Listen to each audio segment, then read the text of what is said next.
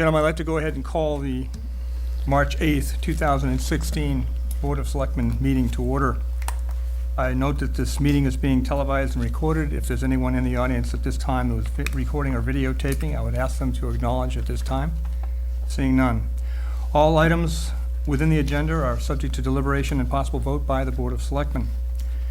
At this time, I'd like to go ahead and take a moment of silence for our troops and public safety personnel. And I'd also like to remember friend and colleague and a former selectman, John Harrington, who passed this week.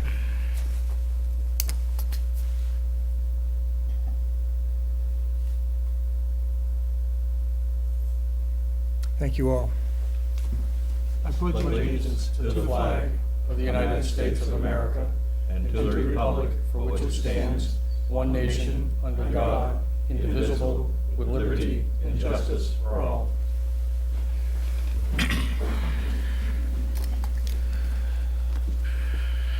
Mr. Melvey, is there any public comment? There is indeed, Mr. Chairman. Thank you, sir.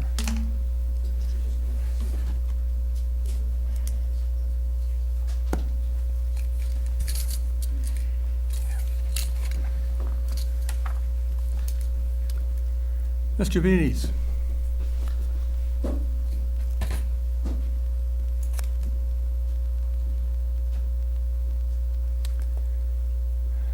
Good evening, Karen, and welcome. Good evening. Good evening, members of the board, Mr. Chairman and Town Administrator. It's been a long few days, and I would like to let the townspeople know for the record some of what transpired. As you know, several local taxpayers in Bourne have formed a committee to share information and attempt to protect themselves from the effects of the industrial wind turbine project being built near our homes. We did this because we feel as though money has become a barrier to protecting our health and safety of the human beings whom you govern and protect. We extended invitations to our meetings to you all, as well as the Board of Health members, and I don't recall seeing any of them there, or you. I've come before you more than once with questions about the progress or lack thereof being made toward giving the Board of Health access to legal counsel in order to insist that Future Generation Wind file for a variance as requested by the Board of Health. The Board of Selectmen state that you never denied counsel to the Board of Health, yet the Board of Health consistently stated that their hands were tied and they needed to go through you for permission to act legally. So we residents hired private counsel who have requested from Barnstable Superior Court an injunction to enjoin the Board of Selectmen from interfering with the action and progress of the Board of Health in this area. In turn, on Friday, March 4th, the town of Bourne filed a short order of notice for an injunction to have a temporary restraining order issued against Future Generation Wind in Barnstable Superior Court until they apply for the variance requested in December 2014 by the Board of Health. Funny how that worked out. We've been begging the town to do that. Unfortunately, it took a lawsuit, it seems, for them to act. Now, as we await the judge's ruling, I'm here again to insist that you not delay in pursuing this issue. The Board of Health needs your support to keep us safe. All 4 turbines are constructed, and I'm sure they'll soon spin. And I have some pictures. I feel that the town of Bourne did not act when they received the abutters notice from Plymouth when the permitting process began there. The town administrator told me that they typically do not forward those to the affected residents. Then, years later, when the Board of Health met with Keith Mann in December 2014 and insisted upon a variance application, you did not act. We begged for legal intervention to assist the Board of Health with the legal intricacies of performing their statutory duties. Still, you were so very slow to act. Then Future Generation Wind applied for an easement to travel through town and use town property to remove a guardrail in order to deliver the turbines. I recently found a copy of a memo written by town council to the town administrator and copied to you, the Board of Selectmen, as well as others. In it, he states that an easement is the appropriate option. An easement must be voted on at public town meeting, and he states that the Board of Selectmen should be bound by the public interest in determining whether to issue the permit. He concludes by stating that the Board of Health should weigh in, and the Board of Selectmen must act consistent with the, quote, public interest, unquote. Gentlemen, I was at the meeting when you chose to supersede town council's opinion and disregard the application for an easement and instead issue a permit. Mr. Fitch, attorney for Future Generation Wind, encouraged you and was in total support of your decision. The public interest, however, being the residents of Bourne who were present, begged you to allow that matter to go to easement, therefore a town meeting vote, and you did not. This is one example of why we're concerned that you're not acting in our best interest. We residents are frightened for what is happening to us. We waited for the town to do the right thing, and you did not act swiftly. To our eyes, you hardly acted. So as we wait for the judge to make his decision, I remind you that today in court, His Honor encouraged us to communicate. So please, let's find a way to work together. Us residents need your help, and we need to feel included in your decisions because we don't feel safe and we don't feel protected. Thank you. Thank you, Karen. Okay. Gentlemen, the minutes of January 19th, 2016. Mr. Chairman, I would move approval of the January 19, 2016 minutes with the one change under number 5, page 1, correspondence. It should indicate, in my opinion, that Michael Blanton brought the board up to date on correspondence, not the committee. That's correct.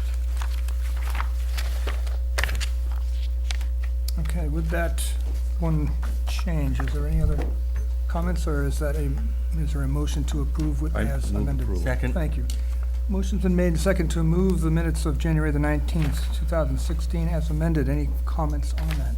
Hearing none. All those in favor, please say aye. Aye. Opposed? Motion carries unanimously. Thank you. Michael, I wonder if you might bring us through the correspondence this week. Thank you, Mr. Chairman. We've got 5 different items here that came in for correspondence. The first is a letter from Richard Conrad of Grey Gables, and he's requesting to be reappointed as Bourne's representative to the Cape Cod Commission. That term, he was filling out my unexpired term for the year. That term is coming up in April, and we should be receiving a notice from the Cape Cod We Commission. did have this, I think Thursday or Friday. Okay. Thank you very much. We've also got a letter here from the Upper Cape Cod Regional Technical School. They submitted a copy of the long-range plan. It was a response, it was a thank you letter to Selectman Meyer, attending the school's FY17 budget process. And Peter and I were in observance over there. We saw the presentation of the long-range plan. They've included the entire printout of it here, so it's interesting to see how they plan their budget. That's for all of your perusal. Third item is a letter from the law firm of Bean and O'Connor, and this is with regard to a Cape Cod Commission's minimum modification review of Paisano Place, right off of MacArthur Boulevard. And you may recall, a number of years ago, this project had been taken up by the Cape Cod Commission, and the second floor building was not allowed at that time without full mitigation through a DRI process through the commission. They are asking for some clemency with regard to the mitigation there, and I think they're looking for a recommendation from the Board of Selectmen. Beyond that, we also have a letter from the from Canalside Apartments LLC. It's a notice here. Under Mass General Law, they're required to let us know that in the next 2 years, in March of 2018, the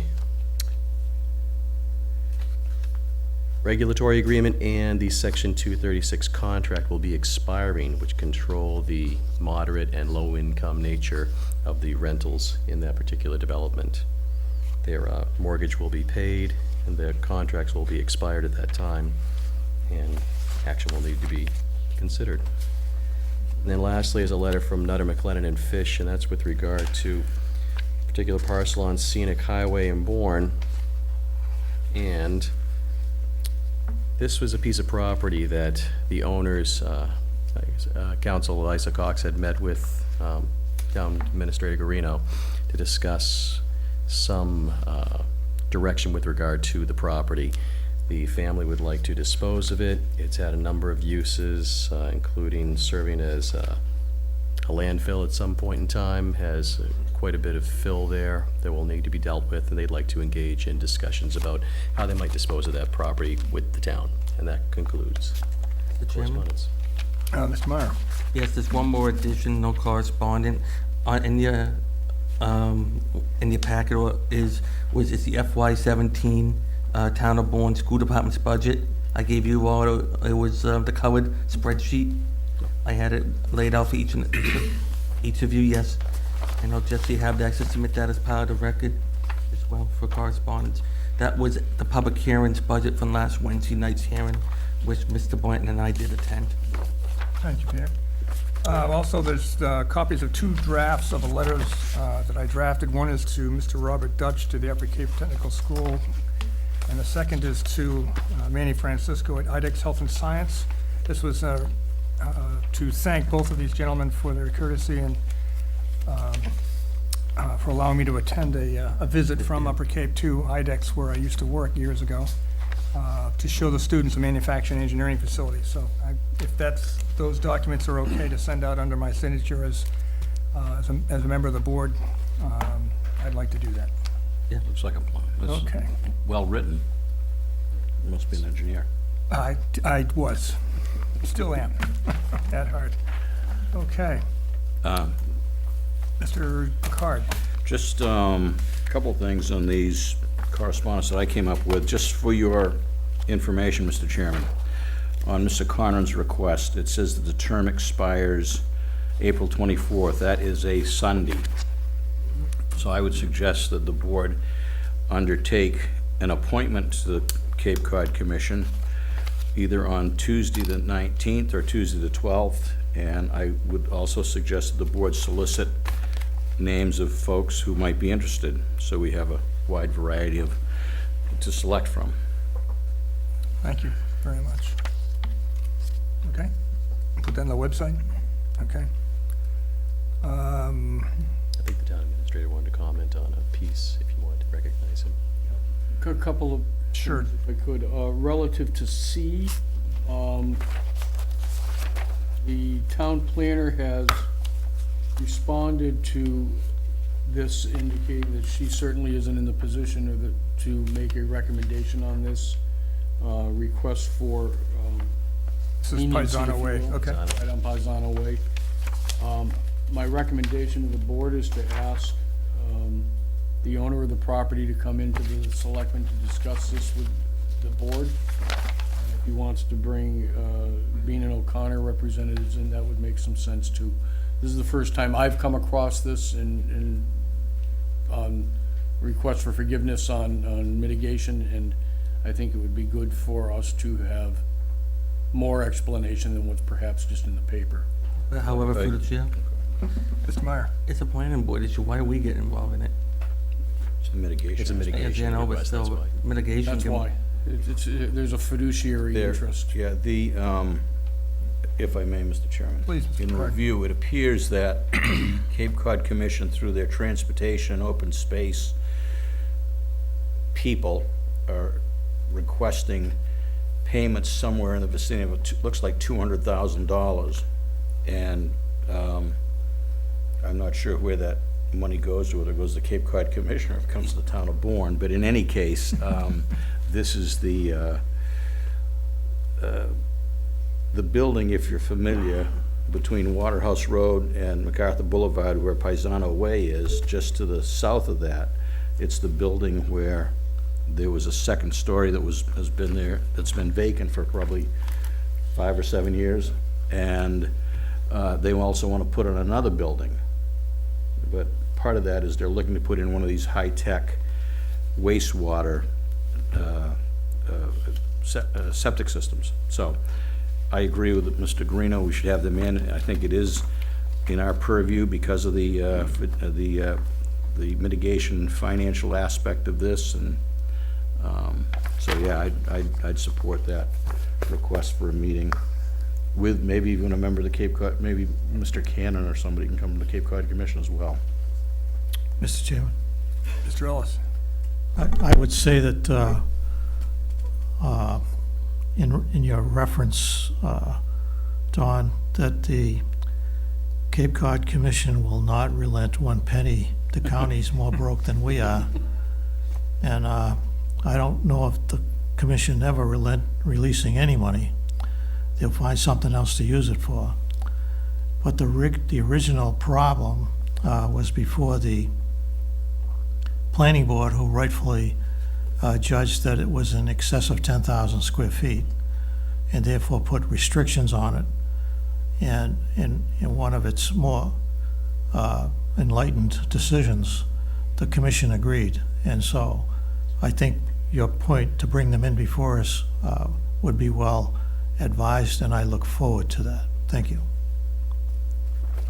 And just the letter from Nutter, McLennan, and Fish relative to the property off Scenic Highway, that has been forwarded to council as well, so we will meet on that. It goes back several years. It came back off the market for a while. It got somewhat complicated, and it has been put to council. Don? If I could, the letter's addressed to the town administrator and said, in June of 2010, the lawyers met with you with their clients at Right. that time. What happened then? It went away for several years. Bob, there's a lot to this other than what meets the eye on the letter. That's why it's gone over to council at this point, and we will bring it before the Board of Selectmen in the appropriate forum. That's fine. Okay. I Any thank other the board. questions, gentlemen? Any questions from the audience?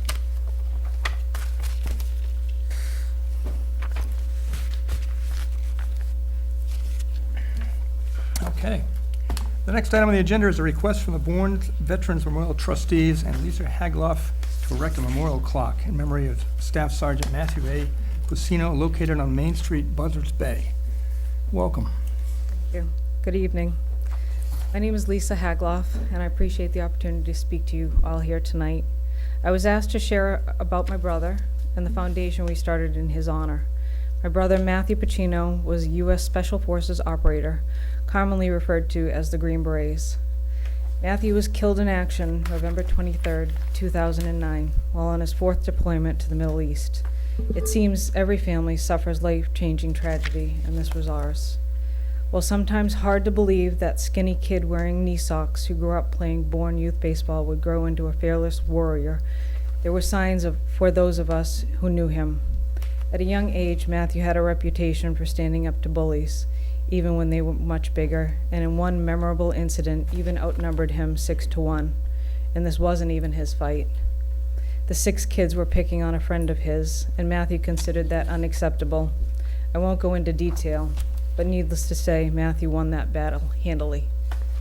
So when Matthew pursued the coveted Green Beret, we were proud, worried, but not surprised. Their motto is De Oppresso Liber, which means to free the oppressed. That motto fit Matthew to a T.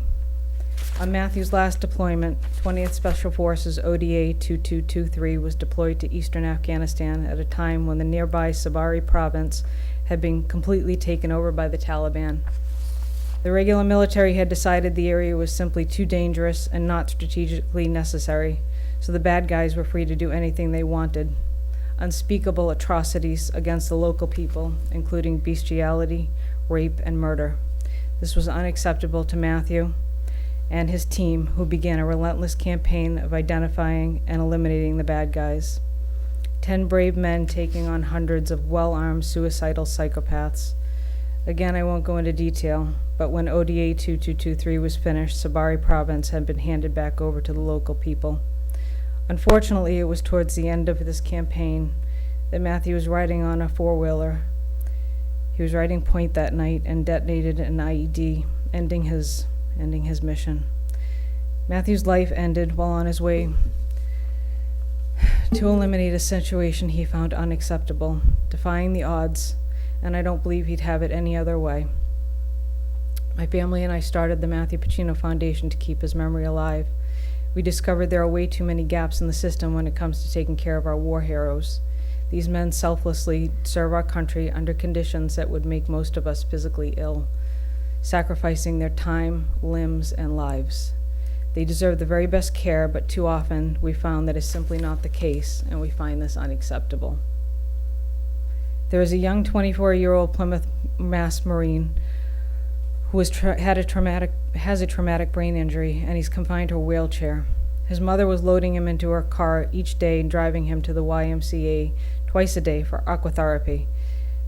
Since the traditional pain medications were ineffective due to his traumatic brain injury, we found this unacceptable and sourced a hot tub with a custom sling lift so that at the very least, his mom can care for him at home. My husband won't say this, but he and another veteran actually took the week off from work, and they both dug the hole and they poured the concrete and built the pad for the tub for him.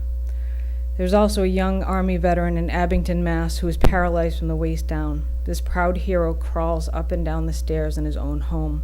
We found this unacceptable, and our current mission is to help with funds to install an elevator for him. There's a young Marine named Randall Wright who is a triple amputee from Idaho. He's missing both legs and most of his left hand as well. If Randall wanted to go anywhere, he'd have to wheel himself to the back of his old Jeep Wagoneer, pull himself into the back, somehow pull his wheelchair up next to him, shut the tailgate from inside, and then crawl through to the driver's seat. Imagine having to do that everywhere you go. It was difficult to the point where he simply wouldn't go anywhere. People stared at him and he felt humiliated.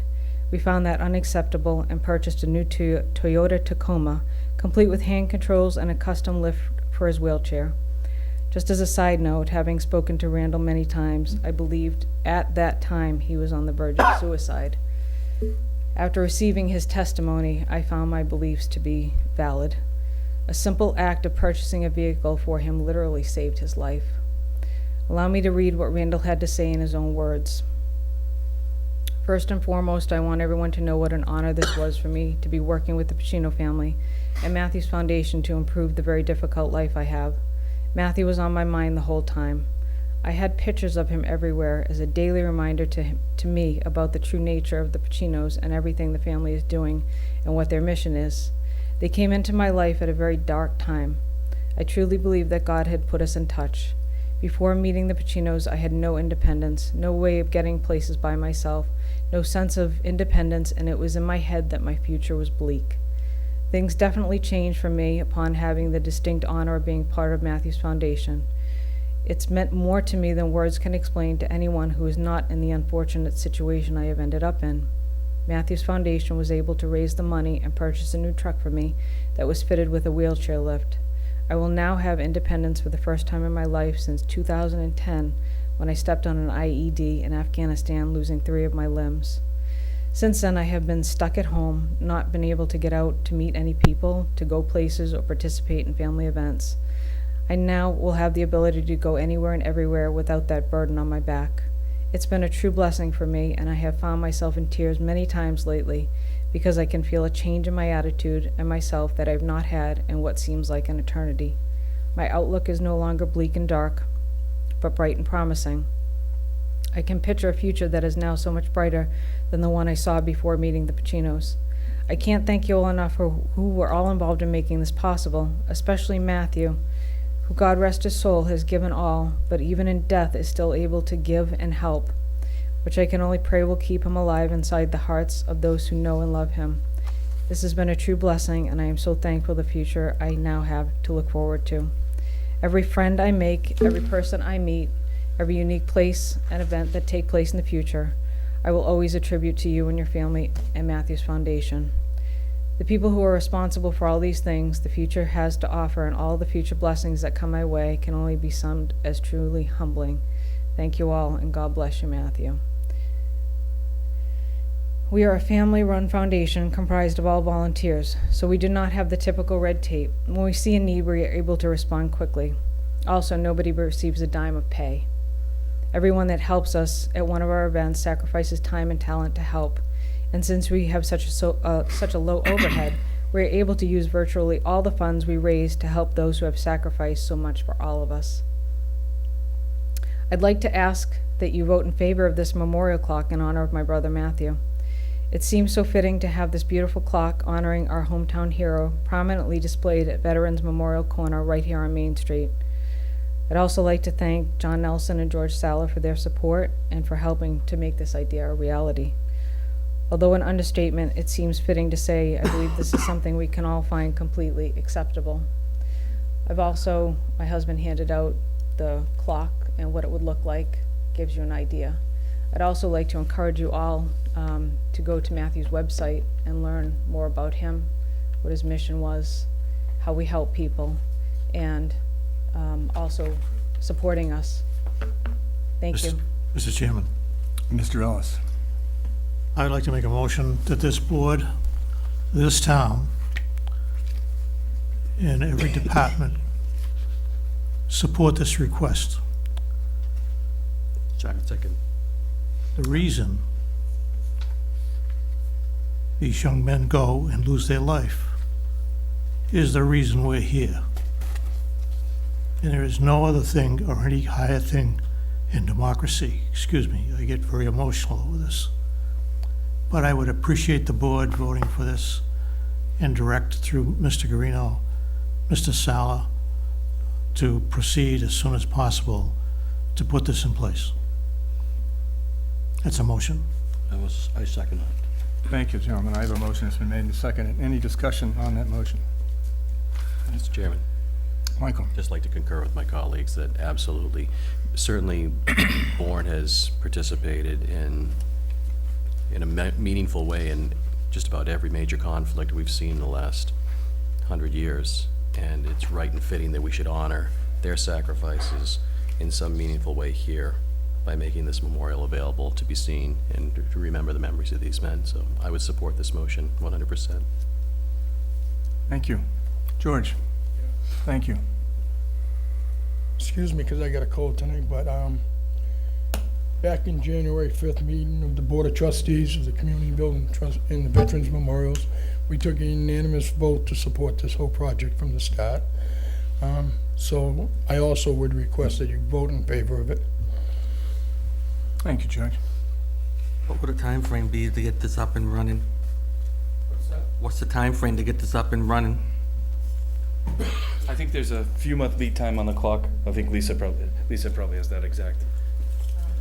As long as I go ahead and I order it soon, we can have this, I would like to have it in for the beginning of July.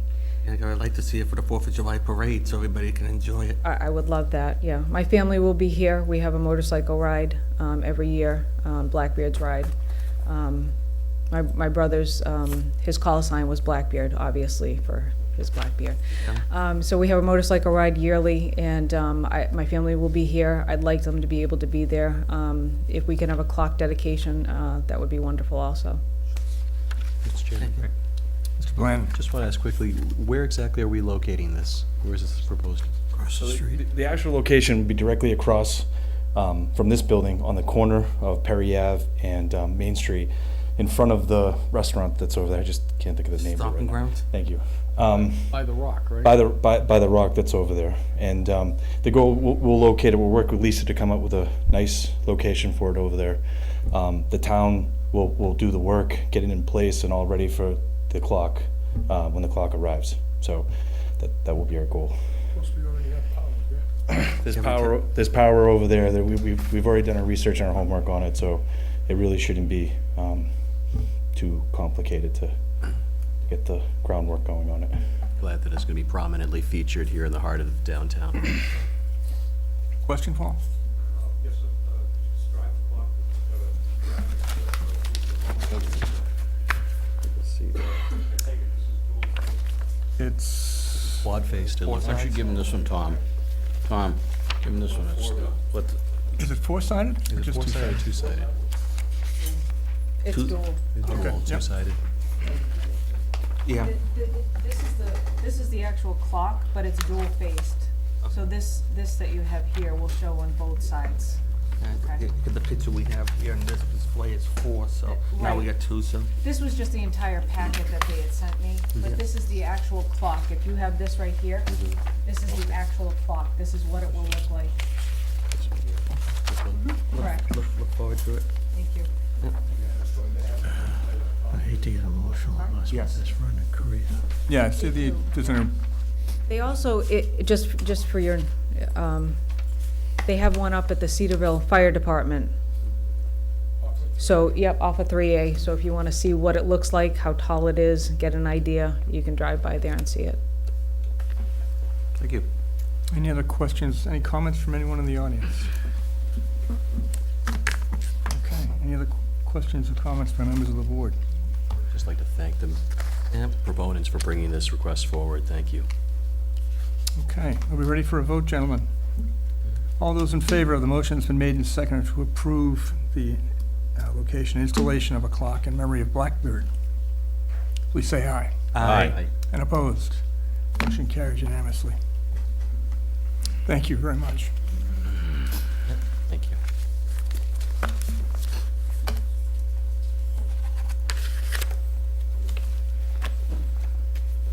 Okay. The next item is the budget reviews at the request of Mr. Picard relative to several line items. And I'd like to ask if Mr. Merrigan could come up and join us, who is providing now the Veterans Agents Services here to the town. Mr. Chairman, I do note that the recreation director is not available this evening unexpectedly. With the board's indulgence, I'd like to put that to the 15th.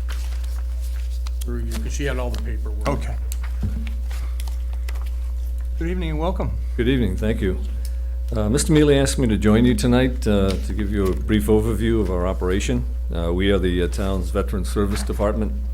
I'm going to talk for a few minutes on how we're structured, how the law works, and how our two primary budgets work, and then happy to answer any questions you might have. We exist under state law, Mass General Law, Chapter 115, for the purpose of administering low-income benefits for needy veterans and their dependents who are residents of the town of Bourne. Each town is required by law to have a veteran service officer to administer these benefits. The law further states that towns with population over 12,000 require a full-time service officer. These benefits, for those cases that qualify with the Commonwealth, are paid by the town of residency through the accounting office, and then through our staff, we manage it through the treasurer's office, and then in turn through the Commonwealth to get it reimbursed at 75% to the town. In addition to administering the Chapter 115 benefits, we serve as a one-stop operation for all federal benefits as well. This would include VA medical, education, home loans, getting records, discharges, life insurance settlements, burials, and most importantly, three significant blocks of VA benefits. One is compensation. This is not related to income. It's payments by the VA for service injuries. So we have to prove that the injury occurred in service, that there was a continuum of care throughout the years for it, and that it's still a problem now. And we also help with filing for increases because these tend to worsen with age. The second block of benefits is known as the pension, the VA pension. This is income-based. It's for low-income veterans who are disabled but not due to their wartime service. They have to serve during wartime but not necessarily in combat, are disabled, and their income is below $1,072. This benefit will pay the differential between whatever income they have and that figure. And the third is aid and attendance. This helps with home health aides, assisted living, and nursing homes. Doesn't pay for assisted living, but it helps defray the costs. I'll talk a little bit more about that in a few minutes when we talk about incomes to the town as well. Under the law, we can also form districts. It allows towns to join together for economies of scale. And over the past 40 years, our district has grown steadily, and we now have 15 towns joined together to form the district. 5 office locations with a full-time office in Hyannis, and part-time offices in Wareham, Bourne, right here in the community center, Harwich, and Provincetown. In addition to the face-to-face contacts at the Bourne Veterans Community Center, which handles approximately 425 case files for the town of Bourne. That's for both veterans and widows. Our Hyannis office manages another 290 Bourne cases through appointments, walk-ins, emails, phone, and mail. So we coordinate together with our service officer for Bourne, James Crockett, to work out whatever schedule works best for the veterans and the widows. In some cases, the veterans work in Hyannis, or they're going there for medical appointments, and it's easier for them to connect with us, so we'll manage a file for them there in Hyannis. James will also do home visits for shut-ins and long-term care residents. Since the year 2000, which time there were 5 districts in the state, this has now increased to 26 districts. Additional districts are applying for certification annually, and the Secretary of Veteran Services for the Commonwealth has final approval based on whether or not the planned district will provide enough service and is geographically laid out in a way that it makes sense. So it is certainly a trend, and it's becoming significantly more popular. Unlike most departments, it's important to note that we have 2 distinct budgets. The first is our operating or administrative budget, much like any other department. This covers payroll, PERAC retirement contributions. We pay them for our employees, and then share our costs, of course, throughout all of the towns.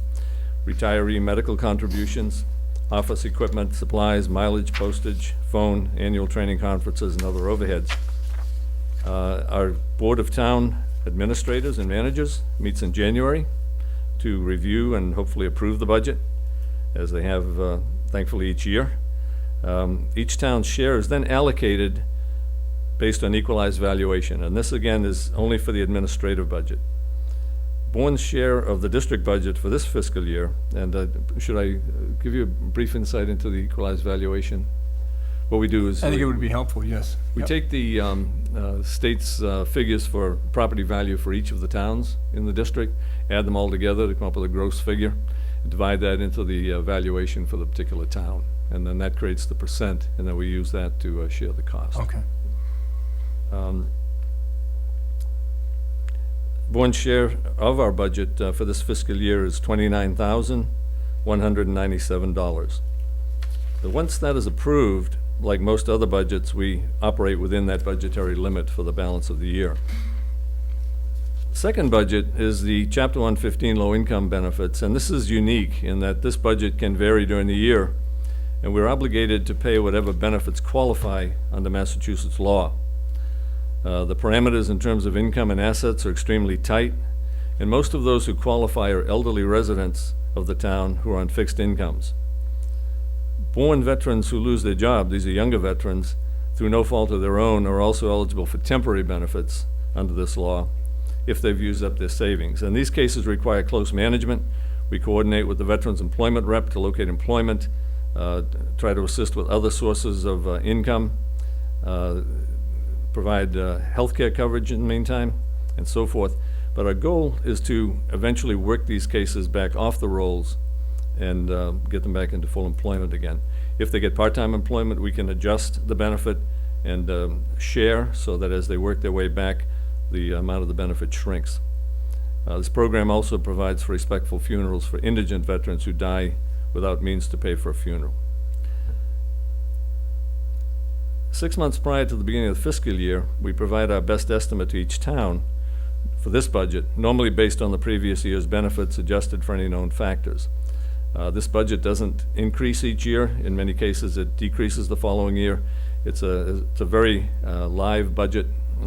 It has variations depending on the population and the needs, and if the case doesn't qualify, it doesn't qualify. We coordinate with the finance director for the best solution in terms of what to do if greater expenditures are required, whether it's a reserve from transfer, or we follow their recommendations to fund the balance of the year. At the end of the fiscal year for this budget, we will encumber a small amount to cover late medical bills, and then any unused funds or encumbrances are returned to the general fund, and we start again fresh for the following year for this benefits budget. The reimbursables are managed. We have an excellent staff, 2 women who work for us in the Hyannis office. They interact directly with the accountants, the finance directors, and they also interact through an online system with the Commonwealth to manage very complex cases. I'm sure you've seen our warrants that come through. There's a medical component to this that's rather complex, which will reimburse medical premiums, but also pays for co-pays for prescriptions and for medical bills. So you can imagine the bills that we're getting from, they're not huge, but they're complex, from CVS, Rite Aid, Stop and Shop, and so forth, plus doctors' offices. So they do an excellent job of tracking all of this, accounting for it, and then making sure that we get the full 75% reimbursal from the Commonwealth. And I have to tell you, they get it to the penny every year, so we're very proud of them. We get tremendous support from our towns, both from the town managers, the finance committees, and the finance directors especially. In fiscal year 2016, this year, we're on track for approximately $152,800 in expenditures for Bourne veterans and widows under this particular budget, and the reimbursement will be in the range of $114,600. At the same time, the VA cash benefits brought into the town, we just got the results from our contact officer in Providence. This is for the compensation that I mentioned for service-connected injuries, pension for disabled veterans, wartime veterans who were not injured in the service but are now disabled, and the aid and attendance amounted to $5,409,031. So that money greatly reduces the demand on the Chapter 115 benefits. So that's a quick overview of how we're structured. Be happy to give you any input you like on benefits by war group, age group, or anything else I can share with you. Questions? Yes, Mr. Chairman. Mr. Meyer?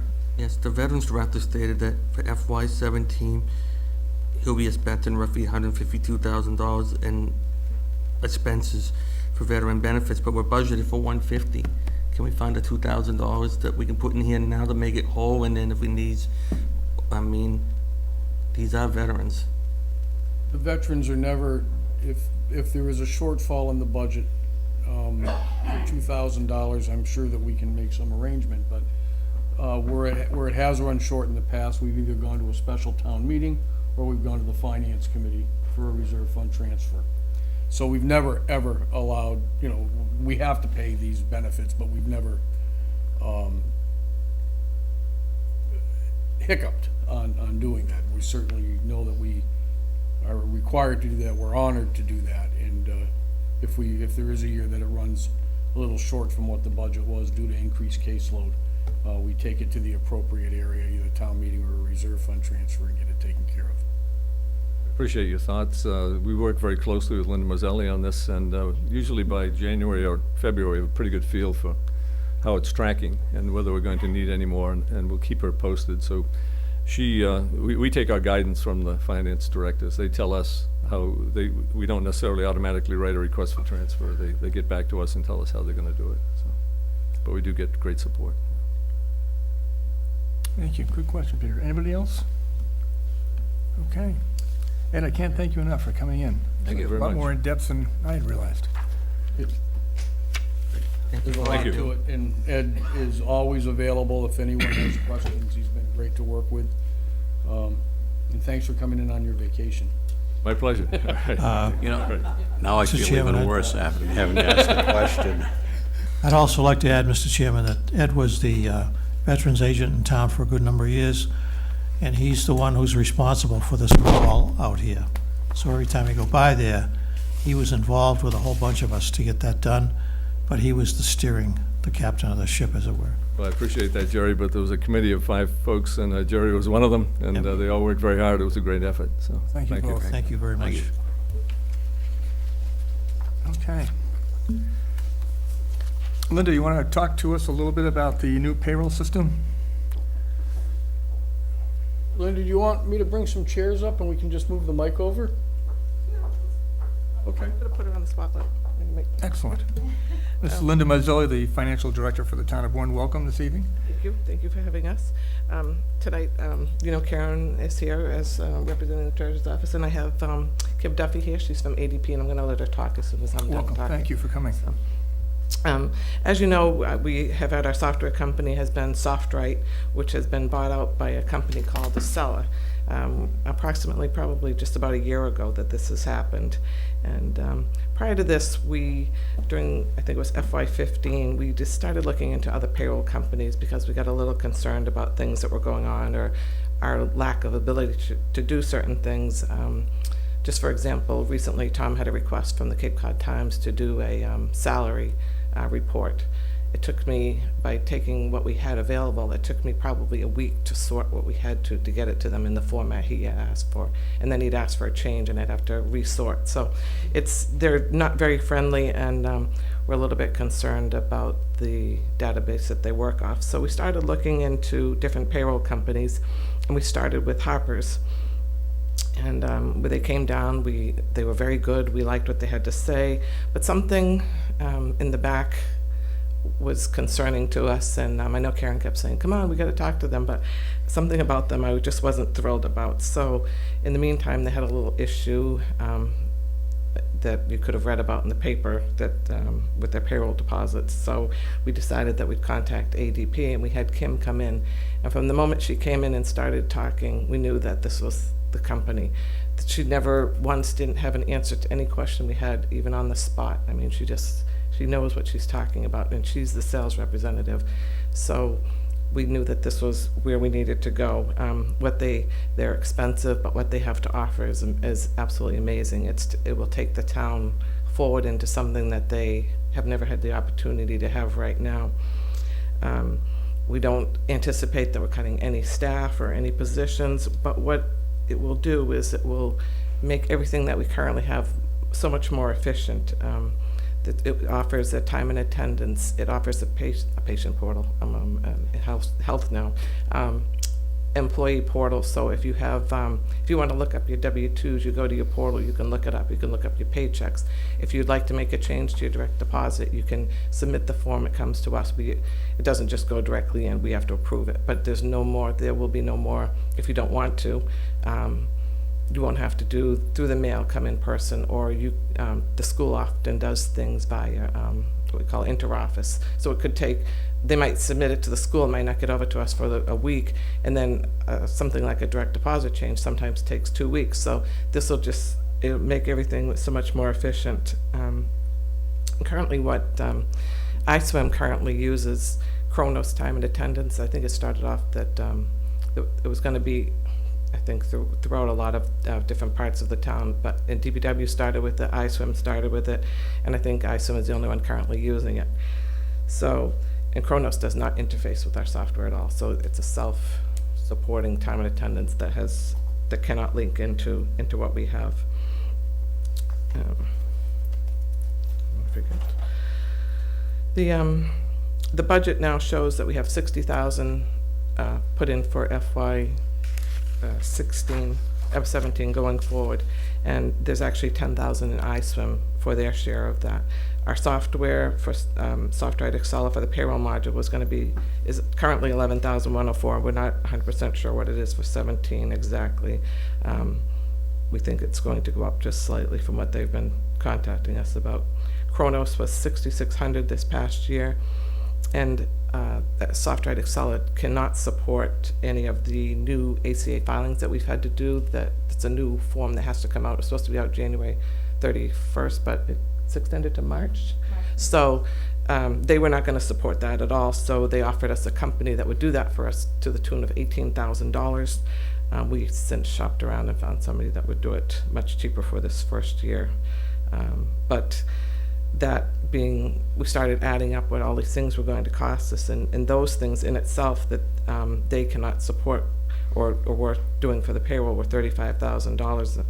So we feel that what ADP has currently is way beyond what anything SoftWrite or Excel or whatever have for us. And we're currently actually in the process of doing this conversion. We thought we would be able to be running test payrolls already. It's taken us a little bit extra time. It's very time consuming. I think there was a lot of, when we converted originally over to SoftWrite, I don't think a lot of time was put into some of the background information. So we hope to go live, test running in April, and then be totally live by the end of the year. So I would like Kim to come up. She knows it in and out, and I'd like her to just tell you a few of the special things that it has that we currently don't have. Good evening. Just a little background on myself. I've worked for ADP for over 25 years, and as Linda mentioned, I am the salesperson for ADP, but in my position, I'm a little bit more of a consultant. I work with larger organizations, typically at least 250 employees and above. And really my job is just to come out and figure out if there's any way that ADP can help. So what we did is we started with Linda and Karen and really a group from a bunch of different departments and spent time doing an analysis and going through the process really from start to finish, from when they were hiring people, when they were onboarding people.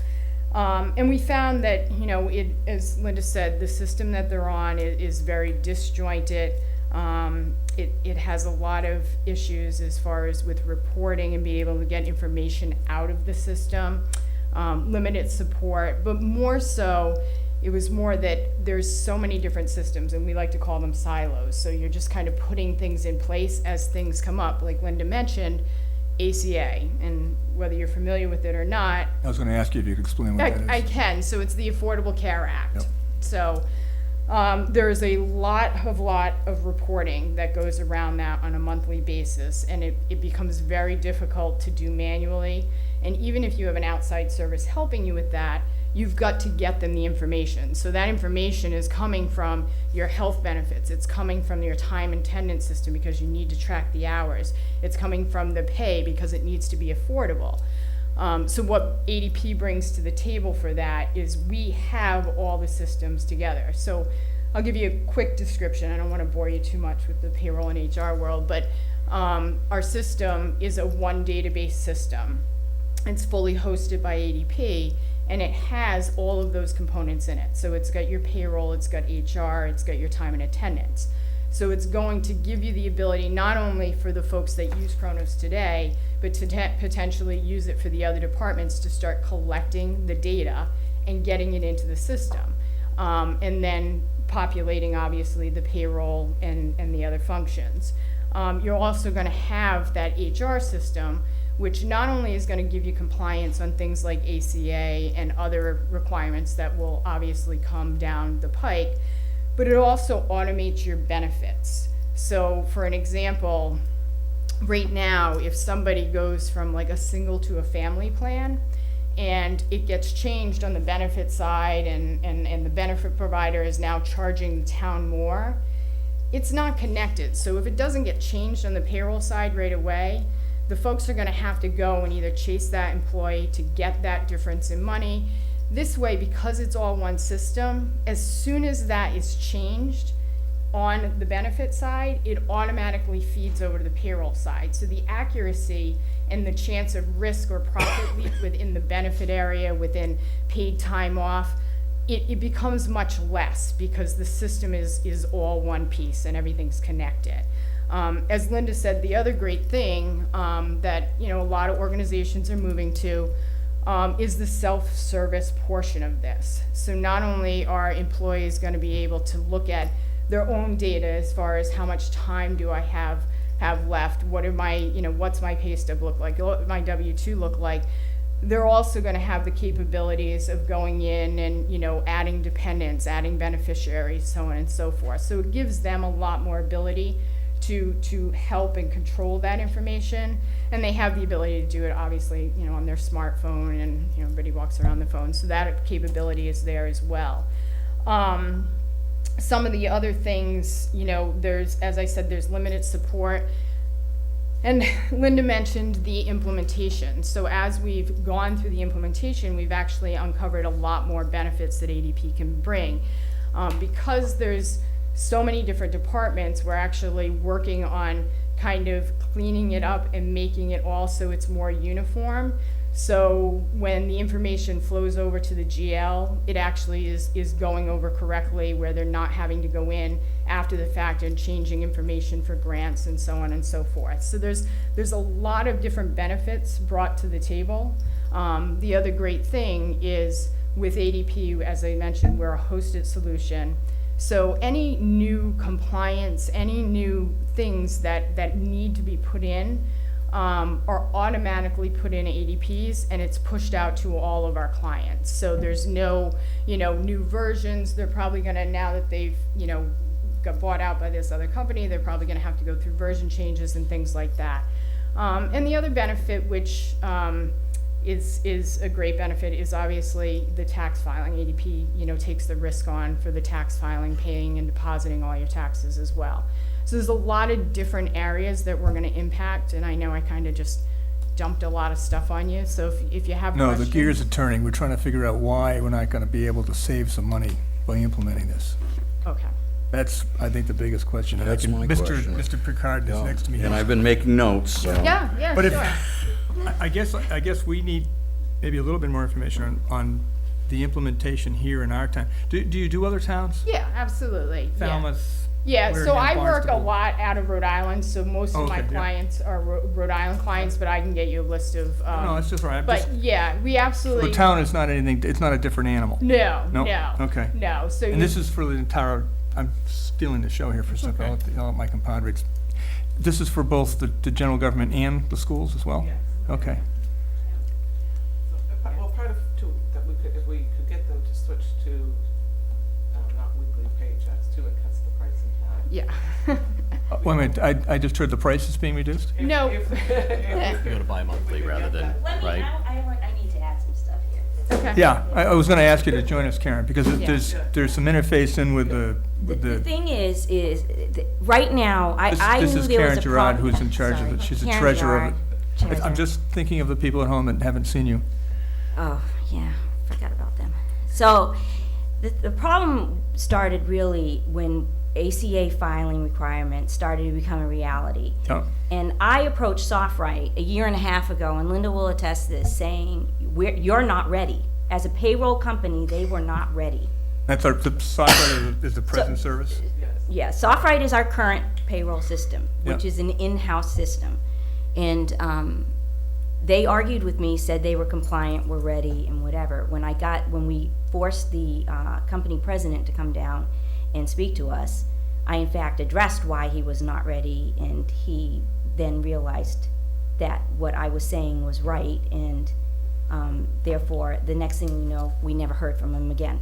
And we get all this, rollout that Acella's bought the company and whatnot, forcing us to use basically an outside provider to do the ACA filing at an estimate of $18,000. That was an estimate, so meaning that it probably was going to be higher than that. And that's for this fiscal year in 16? Correct. Okay. Correct. And that's not even including what we would, so basically, Acela was saying, we can't provide ACA reporting, you will have to use an outside provider. So in addition, going forward, if we did nothing, we were still going to be forced to use an outside provider for ACA filing. We're currently using an outside provider, a third party, for time and attendance for iSwim. DPW is so frustrated, they actually dumped it. They won't even use it because there's no link in to payroll. So basically. So they're taking time and attendance and manually transferring it across? Correct. Yep, okay. Correct. And by doing ADP, we are now going to be able to have it be all one system. It's in one-time input. So time and attendance is going to roll right over to payroll. We're going to be able to be compliant with ACA on our own and not have to deal with the third party. So we can eliminate Kronos, we can eliminate the third party that Acela was trying to give us, and we can eliminate Acela. So essentially, it's 3 different vendors. How much is Kronos? Kronos, you have that. Well, I think it's, the bigger question is, I think you said earlier, Linda, if I caught it correctly, there's about a $35,000 expense right now that we're paying to cobble together all of these Correct. different inaccurate and. And at that, it's still not working. So what Correct. these departments are saying to us is they cannot produce reports for state filings that they might have to do. They have to manually do the information on these spreadsheets. It's a lot of labor. So really, when you think about how much time the school department is spending, the DPW, the landfill, even our departments are spending basically doing a completely manual payroll. From start to finish, it's manual. Can I ask So- you to stop there, please? Sure. But once you go with ADP, all that manual input will go away? From the departments. From the departments. departments. Right. That doesn't, It's So- going to be able to produce reports that they don't have to manually manipulate. They don't have to sit there and piece it together from several different Because other I know under the reports. previous system, the police department had to manually do stuff because your computers, your whatever programs wouldn't talk. They- And that was a problem. It is a Now, So problem. we spent a lot on Kronos, I presume.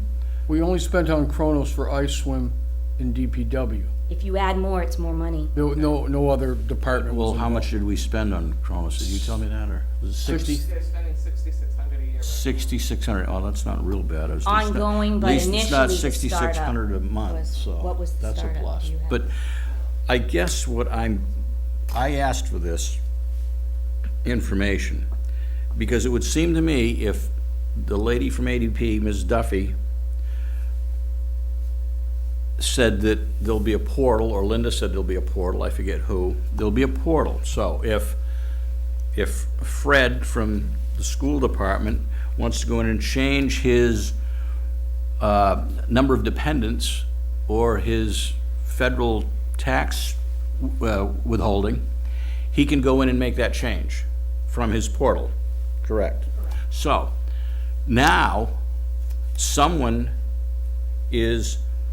Fred's walking into the business manager's office or to the principal's office saying, here's my form, and then someone inputs that. No? What do they do with that? They send it to you? They usually give it to somebody in their school, who then gives it to admin, who then drives it over to us. Okay, so my whole point is that if we're expending $60,000 on what seems to be a very valuable asset to your toolbox, there should be some place where that $60,000 within town government, and since it affects the schools, the town, and all these departments, and ISWIM, we should be able to achieve some sort of a cut of that $60,000 somewhere within our $51 million budget. Mr. Chairman? Yeah, but the Unless 60 I'm wrong. Okay, you gotta remember, we're already expending a total of a certain amount of money, so your offset is the net of the two. The net's about 25,000. If you take all of the portals that we were talking about, the net's about 25,000. But doesn't it increase man-hours in some area? No. Ms. Duffy, do you? Don, so you're just trying to say that there should be a cut then, because we're gaining all of this, but we're not gaining, we're still doing the same work. I think it becomes, what it offers is more ability to get reports, more efficiency for the employee, more efficiency for, it's not always gonna come at a savings. It's actually going to cost us more to get, a better system. Anybody will tell you payroll is a dog. It's a dog in any company. It's one of the most expensive things. Would you agree with that, Kim, that payroll's a dog? I don't think Kim would agree. Yeah, no, it's a bear. I don't care if you're doing it in-house or out-house. It's complicated. It's not that easy to just justify. It's probably what you're trying to have us justify, but I can tell you, after years and years and years of doing this, it was much more simple when I first started. It is far less simple now, and as each law keeps changing, we don't have a company that currently can keep up with the pace of what we're being forced to do. So I can say the first savings is just by becoming ACA compliant within our payroll. I was just gonna say, there's gotta Let be me tell savings you, involved. the fine for not being compliant far outweighs what the cost of this system is. We had an estimate of almost $500,000 if we could not get that if we could not do the reports this year in a timely fashion. Just to But clarify, that you're saying was a five, then. you're saying a nearly $5 million fine? Correct. If for non-compliance? Absolutely, because it's per member. It's a per member fine. It's not per subscriber. It's every subscriber plus their dependents. It's an incredible fine. We were lucky that in the 11th hour, the federal government got wise and delayed the implementation of it. But even then, we were scrambling to find a third-party provider at a very, very cheap price to do the filing for us this year, because SoftWrite could not do it. question. I really, really appreciate the fact that you went out and found a provider that can address this. But the long and the short of it is, in my opinion, and that's just me, you are reducing man-hours somewhere in a number of departments. And there should be a representative cut somewhere for this 60,000. Some people are going to be doing less work. Yeah, but one thing, you guys And- eliminated the HR department. The HR department is eliminated. That came back to me. Okay, I'm not here to So- argue the. Yeah, but the point is that the no, the HR point work is- has come I'm gonna back ask one at to a time. my office. Yep. I am basically, on the treasurer side, there's only two of us. And there's only so much work that the two of us can take back. So by automating and offering a product that can automate some of this stuff, it takes some of that burden that has been added back to my office with no extra staff. No extra staff. Thank you. Okay. I, again, feel that there has to be some place to cut. If responsibilities are being reduced town-wide, there has to be some way to find some offset to this $60,000. Well, the offset is about 25. because Well, we're- then let's, But I'll make an argument, Mr. Picard, that the additional responsibilities for complying with the Affordable Care Act would probably add another position in town if we maintain the way we do it now. And the savings is that you're not hiring an additional person, you're automating it with a system that's already compliant and will stay compliant as part of the contract. Mr. Chairman.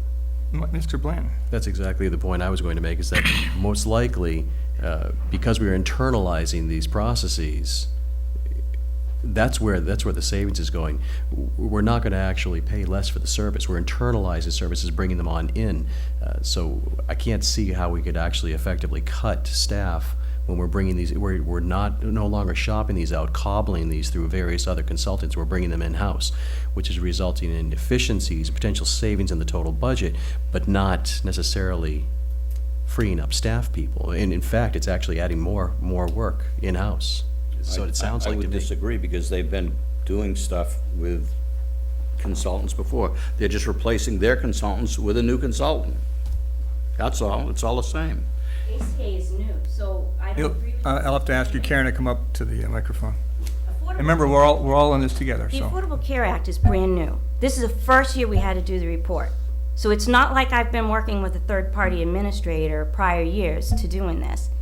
And you know, honestly, you guys get a great deal in that your treasurer actually knows the health insurance as well as I do. So we save money right there. Every year I have saved this town money and all the extra work that I do for the healthcare. And I certainly don't go out of my way to try to get the town in trouble by breaking any of the federal laws that we have. I try to keep us compliant, and at this point, it is beyond me. And I even went to Tom and I went to Linda a year ago and said, they have made it impossible for me to do on my own. It would have been a completely manual process if we didn't do a third-party administrator for this first year. So at this point, by taking on ADP, we can still maintain being compliant, go forward with any other change that the federal government or the state government might bring our way, and not have to add a staff person, because that's what I was asking for, quite honestly. I cannot do it by myself anymore. I have a question if I can ask in general. Can you talk a little bit about time and attendance? How does that work? I don't think we do a very good job with time and attendance now, because it's all manual. It is. We have everybody fills out a calendar. They put slips on, they fill out a little calendar every. Then we collect those And manually. we collect correct? them, and then in my office, we now do the time and attendance on the SoftWrite system, but she does it, she keys it manually every week. Then would have to run a report and send them out to the employees to let them know what they have for time. And how will that change? It will all be, it will be done, they'll actually be doing it through the payroll, so they can ask for a day and such like that, it can get approved. Yeah. And what, I think right now, I think there's different departments are doing different, they don't like SoftWrite, so they do their own, a lot of them, so I think the only ones that are doing in-house are the unit, the La Unit units, so. Every week, I have to, Mr. Yep, Chairman. First, Mr. Meyer, and then Oh, yourself. I'm sorry, Mr. Meyer. Question, Peter? Well, it's more of a process with time and attendance. I know certain departments are punching, swiping, keying in, some are not. Now, if you're scheduling someone from 6 a.m. to 2:30 to 3 o'clock in the afternoon, if they come in, no less than 5 minutes before the manager has to swipe them in, so, or if it's saying past 3 o'clock, so this way you're tracking overtime and unapproved uses. I mean, What, I know she'll know better, what ISWIM has now, what the card system that they have, they're gonna be able to continue using that, because it lets them into, is it the one that lets them into the building? Yeah, they're- And that's gonna be their time and attendance that they can swipe, so, that will be part of what, and I think DPW is gonna go with that as well. and when department heads are keying payroll in at the end of the week, vacation, sick, who's out, who's in, what hours they work, whatever, overtime, paid out of a grant, detail, whatever it is there gonna be a town employee to check the balances before this goes off to ADP, or is there no middleman person anymore going forward? Most everything has to be approved by your department heads. Yeah, department heads, no, but we do that now. Dennis or Mary, I don't know, whoever sends it, now it's whoever it is over the police station, sends it over to Christine Ensko. Christine goes through and see if it's balanced before you even go and issue a check. My question is there a check and balance gonna be before it goes off to ADP? Oh, you're talking payroll? Yes. You're not talking the time and attendance? Yeah, Okay, it will be the same, pretty much, they're still gonna input their payroll like they're doing now, yes. So, It'll have to be tied out internally. Yes. It'll be tied out in-house. Question, Tom? So if I get this, some departments use an automatic payroll system and others everybody is in the Bill- same, something out. everybody's in the same payroll system right now. Okay. Just the larger departments have permission to basically key their own payroll. So police keys their own, fire keys their own, schools, and, I think that's it. And we do the rest of the town hall employees. But when they key it, they get a packet. They send the packet over to us. And then we have to balance the whole payroll to what the town has. So That will continue. that will continue. So basically, there's no change in that part of it. Excuse me, Ms. Duffy, do you have a more expensive program? Because I'm about ready to vote for that. I mean, Yeah. I bet. No, but if I could just address just the cuts, just because I've done this for so long, I truly don't believe in my 25 years, maybe once or twice, there may have been a cut. Typically, we are not cutting a position. And especially in this case, there's hours saved from, people having to drive over from the school to the town and whatnot. But it's spread over many, many people. And a lot of times, they're then allowed to take that time and be doing more valuable things for the town. Because really, a lot of the stuff they're doing is just tactical stuff that needs to get done to get people paid. The other area where it really comes in that you're getting the return on investment is really in the risk area for ACA. And I didn't go into any of the penalties, but there's a lot of risk involved around ACA, tax filing, just in general, not keeping track of the information that you need to provide if somebody comes in and asks for EEO information. And you need to be able to produce those reports immediately. And a lot of people are like, that's fine, we've never been fined. And that's great, but if you were, there would be a lot of risk involved. And I understand, you haven't been, so you haven't felt that risk. And the other area is it does make things much more efficient and much more accurate. And just the example where I was saying that, the benefits, when you change a benefit in a benefit plan and it doesn't get caught to go to payroll, the average savings that we see within that is 1% to 3% in benefit savings, just because you're catching all of those little tiny things, or somebody gets terminated, doesn't get terminated on the benefit side. There's a lot of those costs that it's hard, and I understand it's hard for you to grasp onto those because they're either soft costs or they may be these kind of benefit costs that don't get caught in the reconciliation, and they're almost impossible, especially for the group that you have. And I wasn't going to mention this, but I will, because Karen does do a lot, and typically organizations have 1 to 2 people per 100 employees for HR and payroll. So in an organization like yours, you really run slim as it is. And so when Karen's saying, you know, we really could use another body, she's not just saying it. It truly is a lot of work that they're doing at this point. And it's a lot to keep up with. So I just wanted to kind of address that it's not something that typically you're going to say, okay, we're cutting this person, especially when it's across so many different people and they may only be saving, you know, 5 or 10 hours a week or whatever it may be. So. Before you leave, there was a comment made earlier about changing the frequency of pay. Yeah, yep. That may result in some savings. Could you talk a little bit about that? So right now, you run your payroll weekly. And so we would have to run payroll every week. So you pay for our services. It's a subscription type model. You pay 52 times. A lot of organizations have looked to saying, you know what?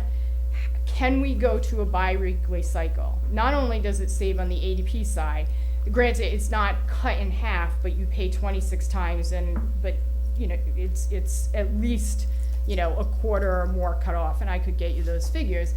But it also saves a lot on all the other folks, because now you're doing it every other week. Right. The challenge is that you've paid everybody weekly, and it becomes, you know, an Right. internal fight and unions and things like that. Well, it's change. It's changed. Yeah. But I will say, most organizations are looking to do that, and just In the private sector, I've never worked for a company that didn't pay bi-weekly or monthly. monthly.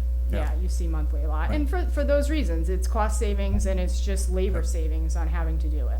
Yep. Absolutely. Other questions, gentlemen? Would it be, is this gonna have to be collectively bargained out if you're changing the pay period? In some of the bargaining, all of the bargaining units, we're going to have that discussion.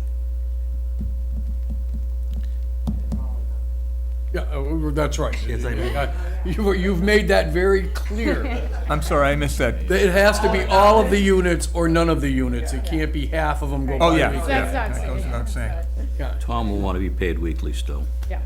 So, what was that? Said you'd want to be paid weekly No, still. I'm very comfortable going with whatever works best for the Well, I town. think we've shown a real good first step, because the board gets paid once a month. So Right. I think we've shown the way that this is probably the way. Well, you get paid a lot. We do. We do. In fact, I think I'm All right, writing a let's check. move on. Anything else that anyone would like to add? I would support this. I don't think we can get around the Affordable Care Act. I think we've stripped out previous departments. We're running lean in several areas where we are forced to add to automation, and this is what we're paying for. So I appreciate very much your presentation, Don.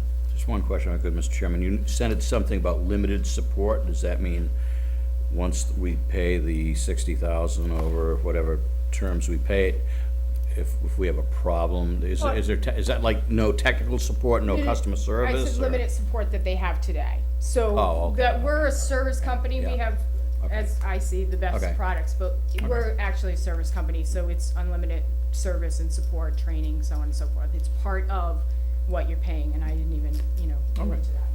Thank you. Yep, thank you. How many employees are left that are still taking, will this force all employees to go paperless?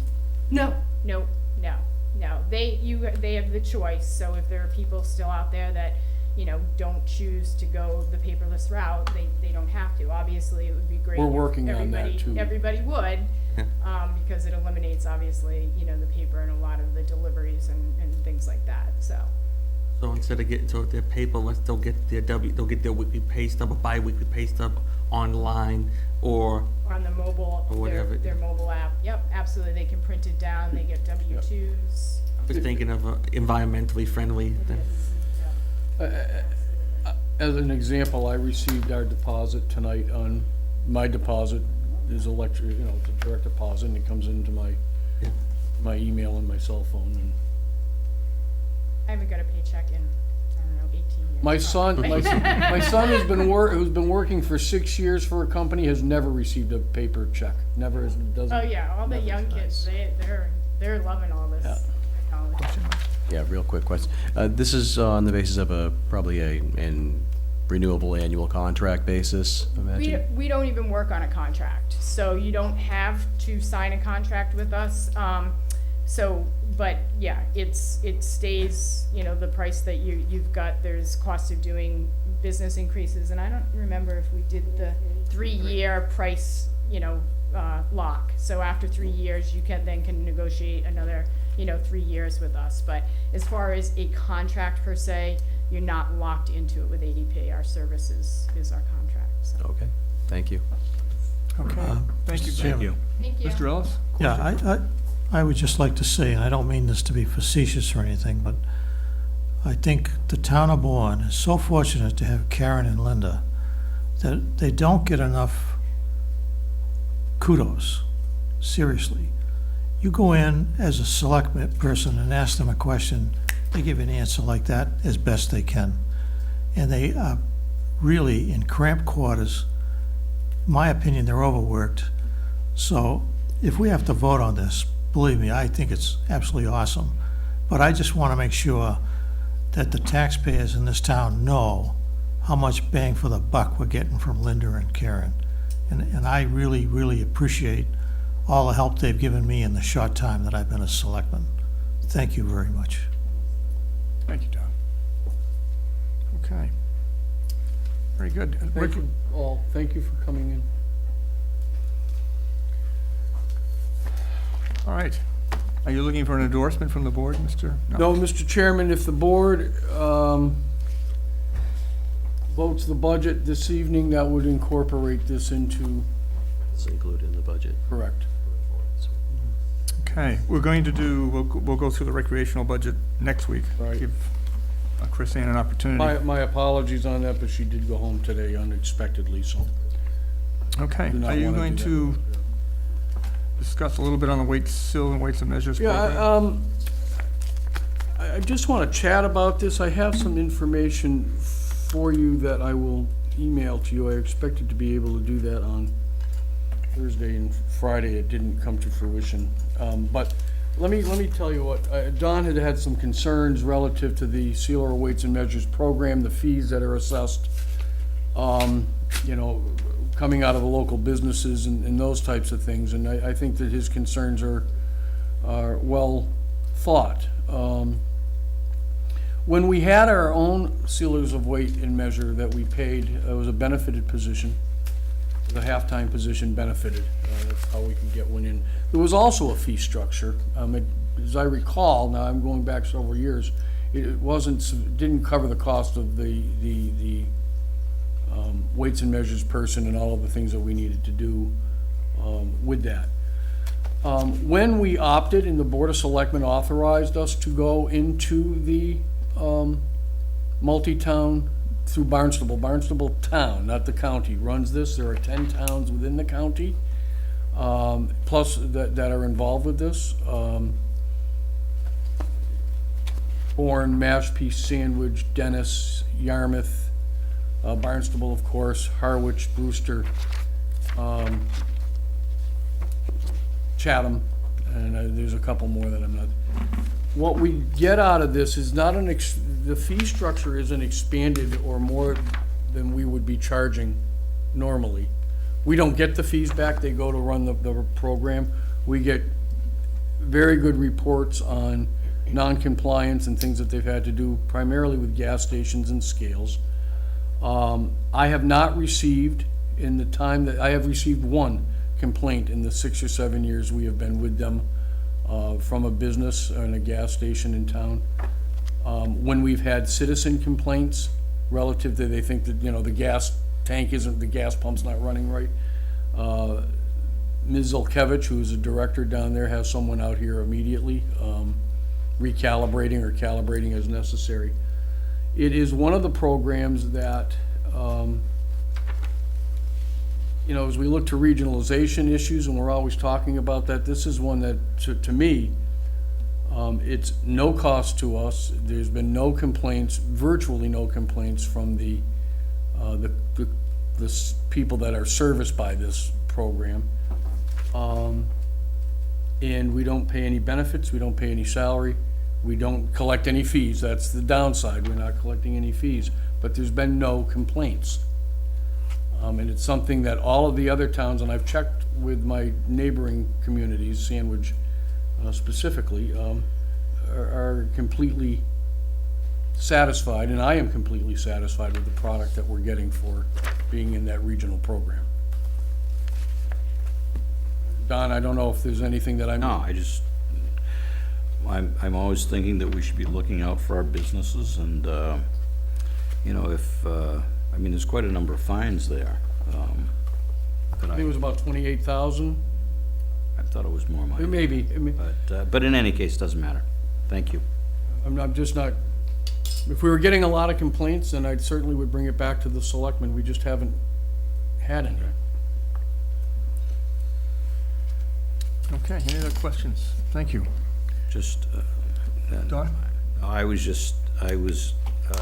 see that on our budgetary reviews that I requested, some of the things, the ADP, the Veterans Agent, you're going to handle the recreation budget program and review next week? Yes. And would you be adding the legal budget to that? There will be an executive session next week with the Finance Committee to go over legal. Okay.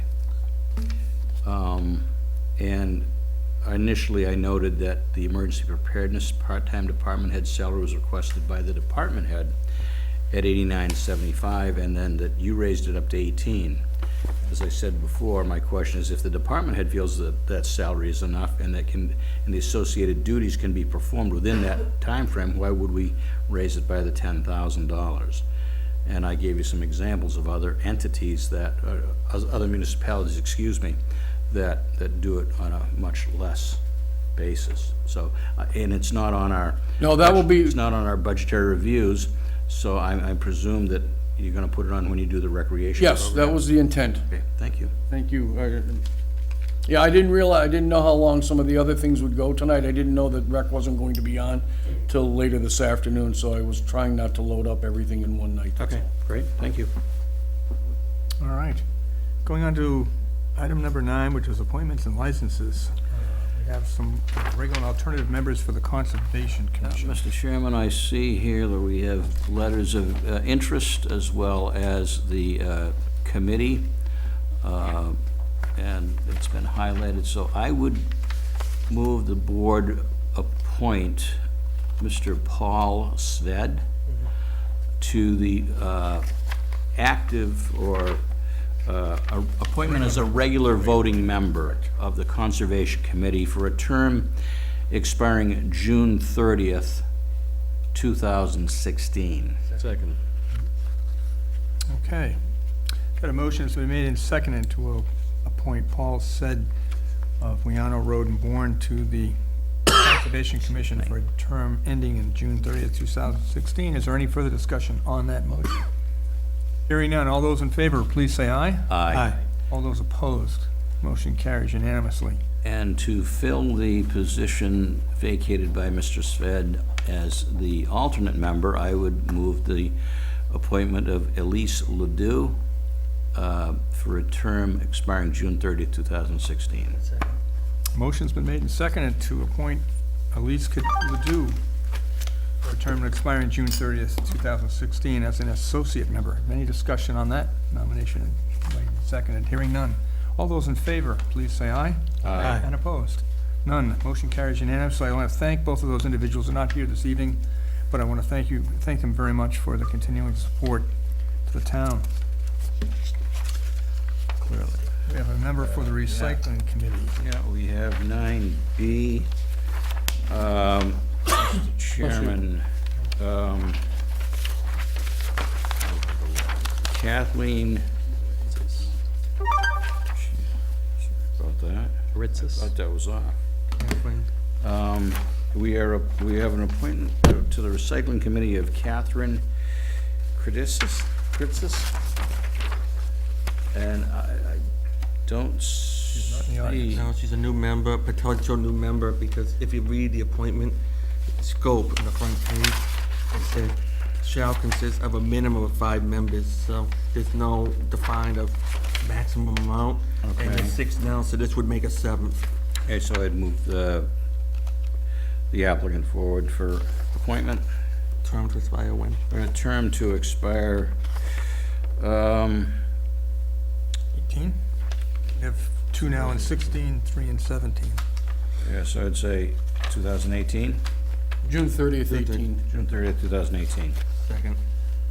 Okay, I have a motion that's been made and seconded to appoint Catherine Christis as a member of the Recycling Committee for a term to expire on June 30th, 2018. Is there any further discussion on that motion? Hearing none, all those in favor, please say aye. Aye. And opposed. Motion carries unanimously. Again, I'd like to thank Catherine for volunteering to participate. We could certainly use her help as we go into the single-stream recycling. Chairman, we have a request from the Commonwealth of Massachusetts Maritime Academy for a one-day liquor license for a Milliken Strong Comedy Night on March 19, 2016, from 5 p.m. to 11 p.m.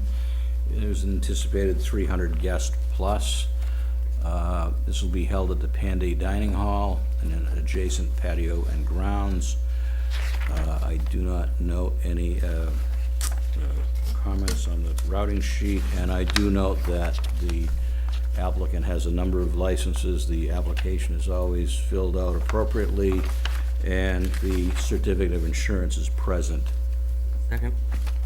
Mr. Chairman, Mr. Ellis? thank you. I'm a very strong supporter of the Mass Military Academy. I think we should endeavor to help them get forward on everything they do. However, there is a pro quid quo. They should be a little forthcoming to the town of Bourne. There's a beach at the end of Tower Lane that may be done away with if this road system goes in. Peter could probably address this better than I. I don't think this is the right time to bring that up, Mr. Ellis. This is a request for a one-day liquor license. My point is that we will be giving a whole host of these, and maybe there's a way that we can have a discussion with them to help us keep that beach open as we go forward approving these each and every week. Mr. Chairman, if I might. Certainly, I was going to go, but go ahead. There has been quite a bit of work by our municipal staff in regards to that road issue, as well as some materials being sent to council for his review as well. In addition, in a very friendly manner, the president of the Maritime Academy, myself, and the chairman, who is the liaison to the Maritime Academy, will be meeting on this very topic next week. Good. Mr. Meyer? Just for a little his perspective as well. This is not on the agenda, Mr. I know, but he Meyer, opened Mr. the door Ellis. when you let this go. Well, I didn't. I actually interrupted the discussion. I would prefer if you want to do this anywhere, it'd be under maybe your selectmen reports. But it's not on, we're on a one-day, I know that. okay. Thank you. I appreciate your understanding. Okay, I have a motion that's been made and seconded to approve a request by the Massachusetts Maritime Academy for a one-day liquor license for wine and malt only on March 19th, 2016, from 5 to 11 p.m. Is there any further discussion on that motion? Hearing none, all those in favor, please say aye. Aye. Opposed? Motion carries unanimously. Thank you. Okay, under 10. Now, Mr. Chairman, we have a request to waive the fees for the psychic fair, which will be held on April 2nd, 2016, at the Community Center Gym from 10 to 4 p.m. The fundraiser helps raise funds for the Friends of the Bourne Food Pantry and the seniors in need within the community. So, based on a long-standing tradition of approving this, I would move that we approve it again this year. Second. Thank you both. Gentlemen, I have a motion that's been made and seconded to waive the fee for the Psychic Fair and Craft Show to be held on April 2nd from 10 a.m. to 4 p.m. here at the Council on Aging Community Center Gym. Is there any further discussion on that motion? Hearing none, all those in favor, please say aye. Aye. Any opposed? Motion carries unanimously. Thank you. And I have a request from the Buzzards Bay Coalition to use a town flag likeness to display to acknowledge all the Buzzards Bay Coalition members. We have a letter in the packet. What does this the town flag look like? Town seal, it's a nice flag. It's actually hanging in the All hall of flags. flags as well. I was there and didn't see it, but that's okay. They'll be using the, There's a 351. Well, you know, it's right next to Boston, you know, if you go down the list, and so Boston's got a really big flag, so that could be. all right, Mr. Chairman. Mr. Flynn. And it looks like from the request, it's, they're trying to get the agreement from each of the 12 member towns of the Buzzards Bay watershed to just allow them to display the flag so they can show who the surrounding abutting towns are that are in the Buzzards Bay watershed. I think that it'll be nice to be represented in that number. And I'm not sure yet if we have a scalable image. They asked for a scalable image. I'm not sure we have. I might check with the fire chief. He keeps putting that on the side of all his trucks. Okay, is there a motion to then approve In gold leaf. gold leaf? So I'm moved. sorry, I couldn't miss that. Second. Yes. Yeah, and I can't even, yeah. All right, I've got a motion that's been made and seconded to approve the request of the Buzzards Bay Coalition to use a town flag likeness to display and acknowledge all the Buzzards Bay Coalition members at their downtown office in New Bedford. All those, and is there any other discussion on that motion? Hearing none, all those in favor, please say aye. Aye. Opposed, motion carries unanimously. Okay.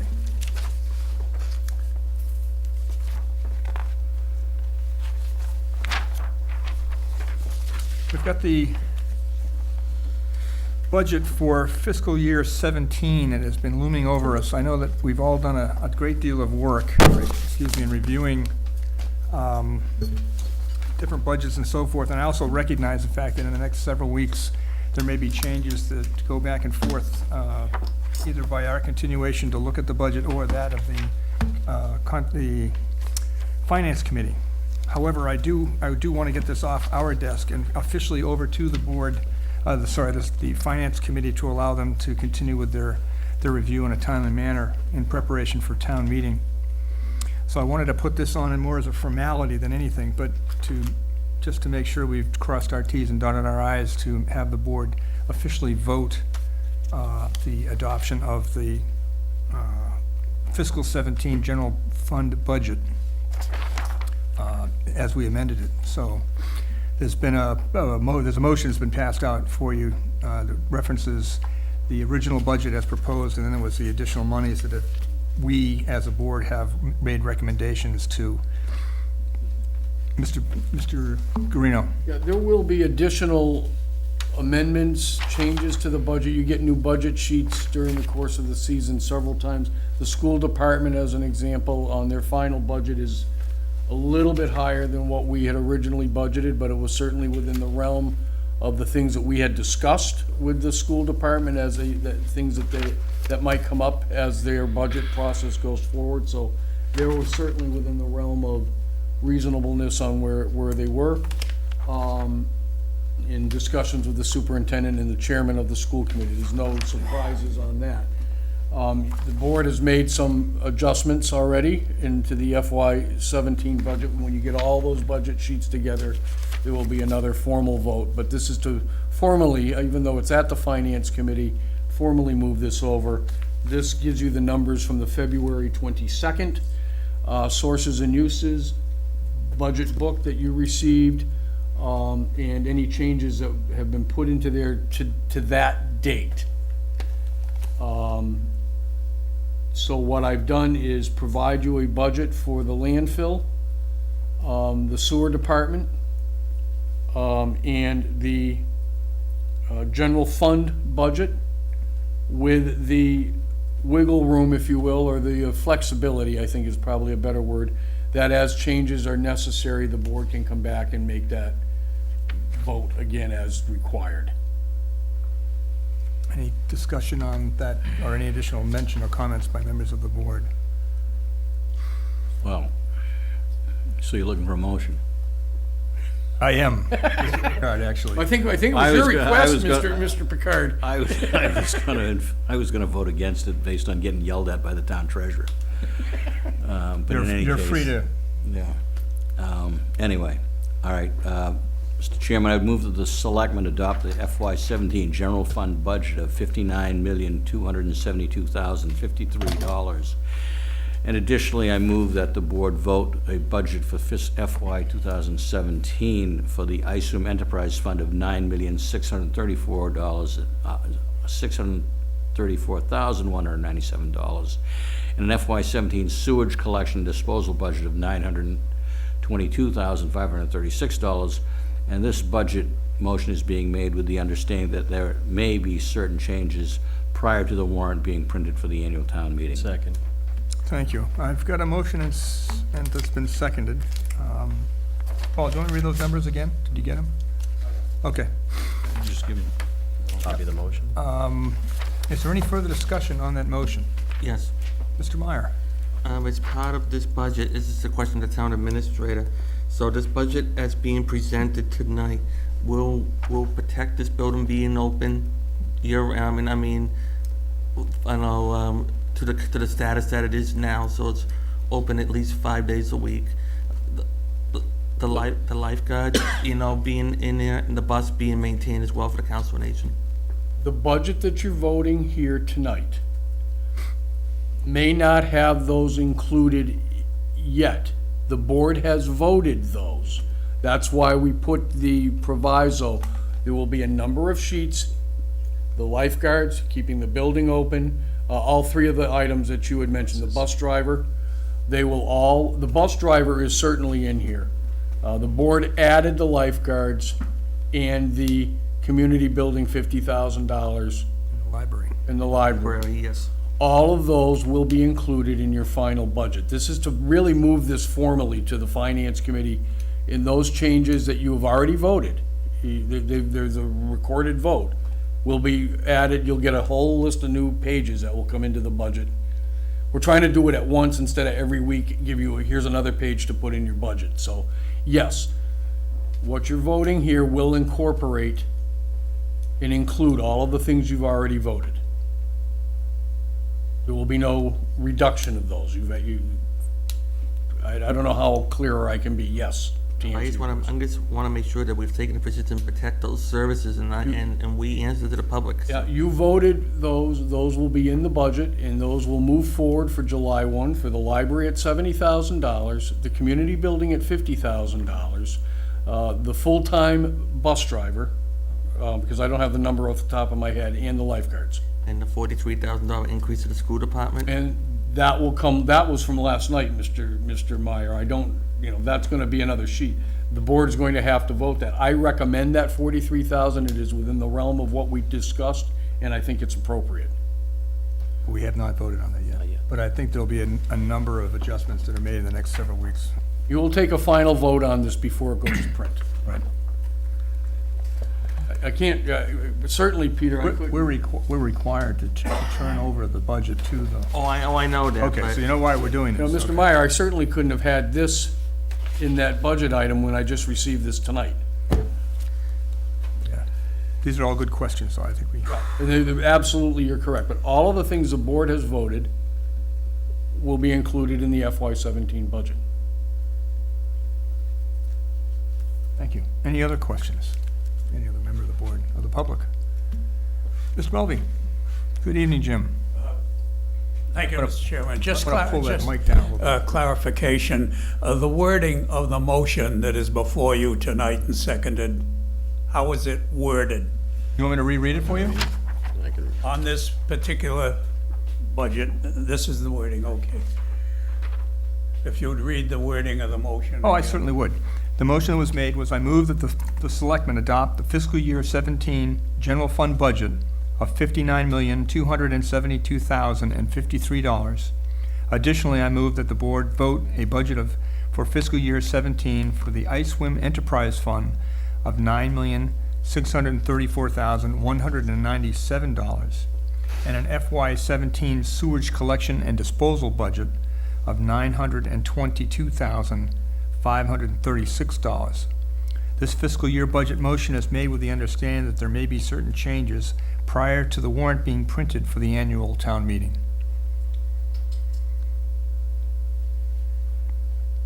This represents the, I wouldn't get into an argument, but it seems to me the addition of the last words there nullify the major part of it. In other words, we're voting on this, but it may not be final. that's correct. I think it's recognition of the fact that it's now the beginning of March, and the board is required to pass the budget on to the finance committee in the first, I believe it's the February 1st by charter. And in order to fill that formality, the board has to vote on the budget to bring it across. Now, the finance committee's already been given the budget. They have actually started and undertaken the review of that. But as you know, the continuation of the review of the budget will continue right up to the evening of town meeting. There'll probably be one last vote on the stage by either the board or the finance committee for the final. First draft is what it is. Well, it's a good first draft, it is. Thank you, Jim. Other questions, comments? Hearing none. All those in favor of the motion that's been made and seconded, please say aye. Aye. Opposed? Motion carries unanimously. Thank you, gentlemen. Okay, the town administrator's report. Anything tonight? I have a couple of things, and one two things that I hope that you find interesting. In an effort relative to economic development work, the managers from Mashpee, Falmouth, Sandwich, and myself are through the initial discussion at one of the managers' monthly luncheons that we have, and are working with the base to see if there's any possibility of increasing developable land, economically developable land on the peripheries of the base. We're nowhere near at a place where we can talk about it in any detail, because we haven't had any detailed talks. But we've started the discussion. There's been 2 meetings on it so far. We'll be meeting with the Mass Office of Business Development folks that deal with the base on the 15th. And it's really a good beginning discussion to find perhaps other opportunities that heretofore have not been looked at relative to developable land, where we're all running somewhat tight with that. So it's something that we're starting the discussion on. I don't know where it's going to go, but I thought you'd want to know that there's a regional effort to work with the base on that piece. So, He's finished, yep. All set, Tom? no, but you got a question, Mr. Blanchard? If I may, just quickly, any thoughts that were tossed around with regard to what that economic development or those developable land parcels might be set aside for, or what they? No, we're not. We're just so far at the preliminaries of this. We don't even know if it's possible. It's just something that we're starting to explore. But I thought you might want to know that, there's a number of things regionally that we're working together on trying to, and this is one of them. Mr. Chairman, Mr. Ellis? I would remind the town administrator that back in the 70s, the planning board passed a GD district, not for what it might be, it's government district, not for something else. And it's very narrow in concept for zoning for the protection of the citizens of the town of Bourne. So I would suggest that you check that and make sure that whatever you're thinking about will fit into that, because that zoning law, as far as I know, is still intact. I shall check on that. Thank you for that, Mr. Ellis. I was not aware of it, and that'll be helpful for me to bring forward. I think, isn't there a workshop also that's being held in Hyannis relative to allowing, can you want to address that, Jerry? Yeah, Thanks. what they did, in the past, what's happened is the base still has a huge amount of money that they can use for local expenses for different projects and contracts and et cetera. But the problem was to get people out onto the base because of Homeland Security proved to be exceptionally difficult. A, to find a decent place to hold a meeting, because it would have to be probably from size in a hangar, and there's a number of things out there that are still, they're not interested in people poking around with. So they decided they'd go down to Rectrex, which is at the Hyannis Airport, and there's a hangar there that's readily available, and that meeting will be coming up within the next week and a half. And what will happen is the base will be represented by all the different entities, groups, and those that will use different products, and they will invite all the small business people in so that they can have an opportunity to deal with them. For instance, if you're dealing with small types of drones and you feel that you have a small company that can either repair them or add to it, they'd want to know where you are, what you do, and what your cost factors are going to be. So it'll be a wide sweeping program. All the different departments from the Coast Guard, the Army Guard, the Air Intelligence Service, and all the other units out there will be in attendance, and each one will be able to tell you what some of their demands are and what some of their requirements are. And I think that the small business person on Cape Cod, if they're interested in dealing with the Joint Base Cape Cod, should go to that. It was advertised in the paper, I believe, 2 or 3 days ago, and it would be well worth their visit. Yeah. It's too bad they didn't send something directly. I don't remember seeing anything directly to the towns. We could have put it up on our website. It was in the paper, but it was not directed to the towns. Right. Yep. Exactly. Put it up on the website and. We don't have a date or a time for that at this point, do we? I do, but I unfortunately didn't pick that piece of paper up. Nope. I was kind of busy this afternoon. Okay. Anything else, Tom? Yes, I received, I think the selectmen may have been aware that there was a meeting relative to the commuter rail Yes.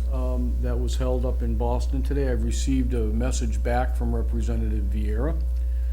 And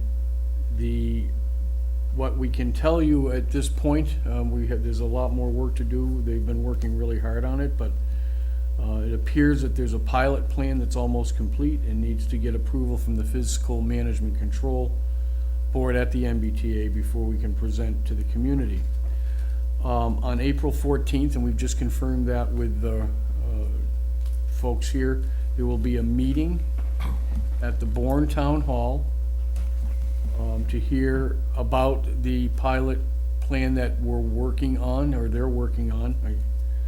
And it will be it's a public meeting, so we'll have either this room or room 2, I think it is out in front. We said town hall, so he's gonna be here. Not town hall, community building, excuse me.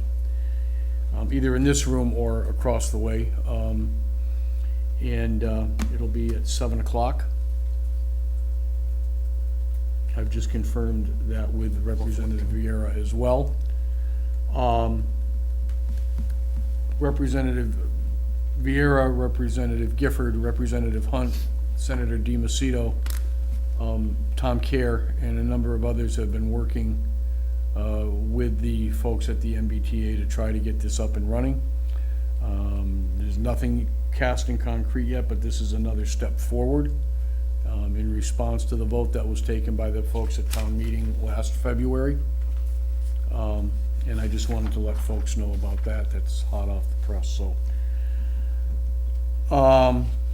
The priority-based budgeting, which did take a small hiatus over the summer due to the override work. All of the initial plans are to be submitted to the folks. We have a number of them that have already gone to the folks in Colorado, but all of the others are due in my office 2 weeks from tomorrow, 2 weeks actually from today, because we had our department head meeting last Tuesday, so. And then we will start moving on that in full force at that point. So we're working well with it. The departments, for the most part, have been accommodating and working on it. There's been a couple of stragglers, but they're coming along too. So it's a lot of work for a lot of departments without extra staff to put the time into that, but they are putting in a good effort. So with that, Mr. Chairman, I will pass. All right, thank you, Tom, very much. Mr. Meyer, anything this evening? Yes, a couple of things. We went over it pretty quickly in the beginning, but earlier tonight, we gave a moment of silence to John Harrington, who passed away on Sunday. For those of you at home that don't know of John, Dr. Harrington, he was an elected member of the school committee, some years as chair, the Board of Health, and also the Board of Selectmen. He was also the Board of Selectmen's representative to the School Building Committee for the Bourne Elementary School, as well as a clinical counselor in his professional life. John gave a lot to this community in many ways, shaped the lives of a lot of people, and it's a sad day that he passed, but it's a nice day in the fact that we're celebrating his life for what he's done and what he meant to this community. So I just wanted to give him his due. Arrangements are Thursday 2 to 4 and 7 to 9 at the West Falmouth Chapman Cohen Gleason, and then the burial mass is Friday at 11 a.m. at St. John's Church in Pecasset. Anybody that has wants to send a donation is going to the going and carry his name to the Bourne Food Pantry.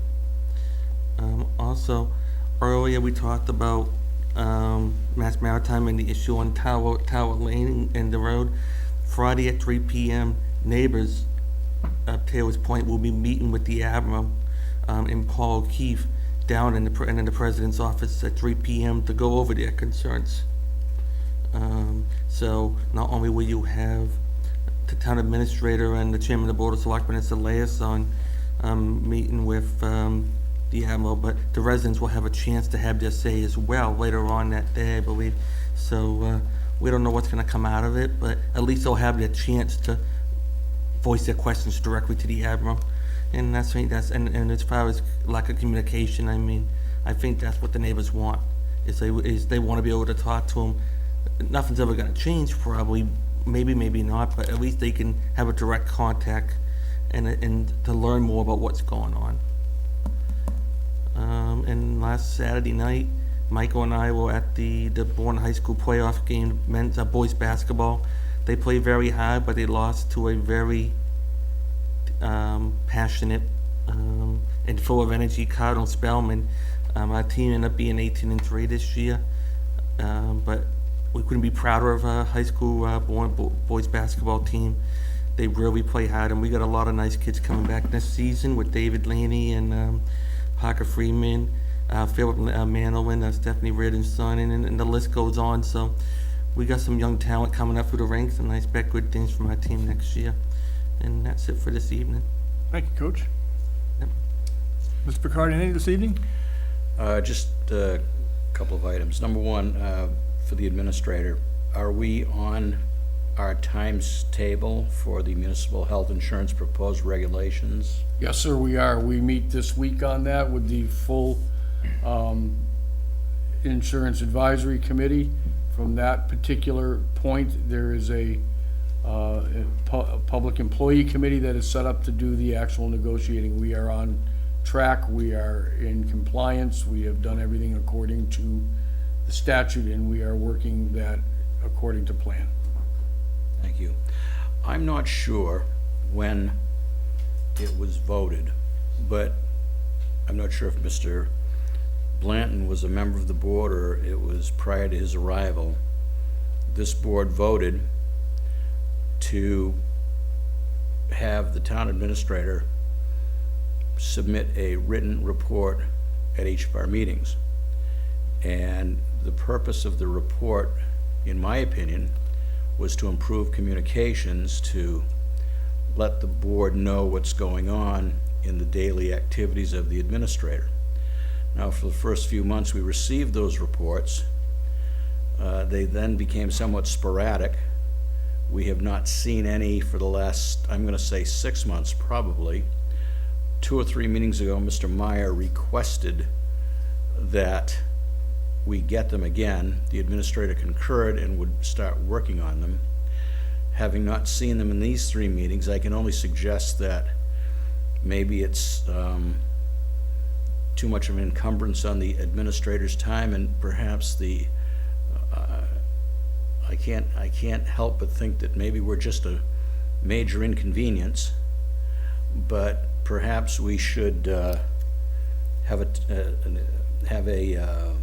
agenda item and let the administrator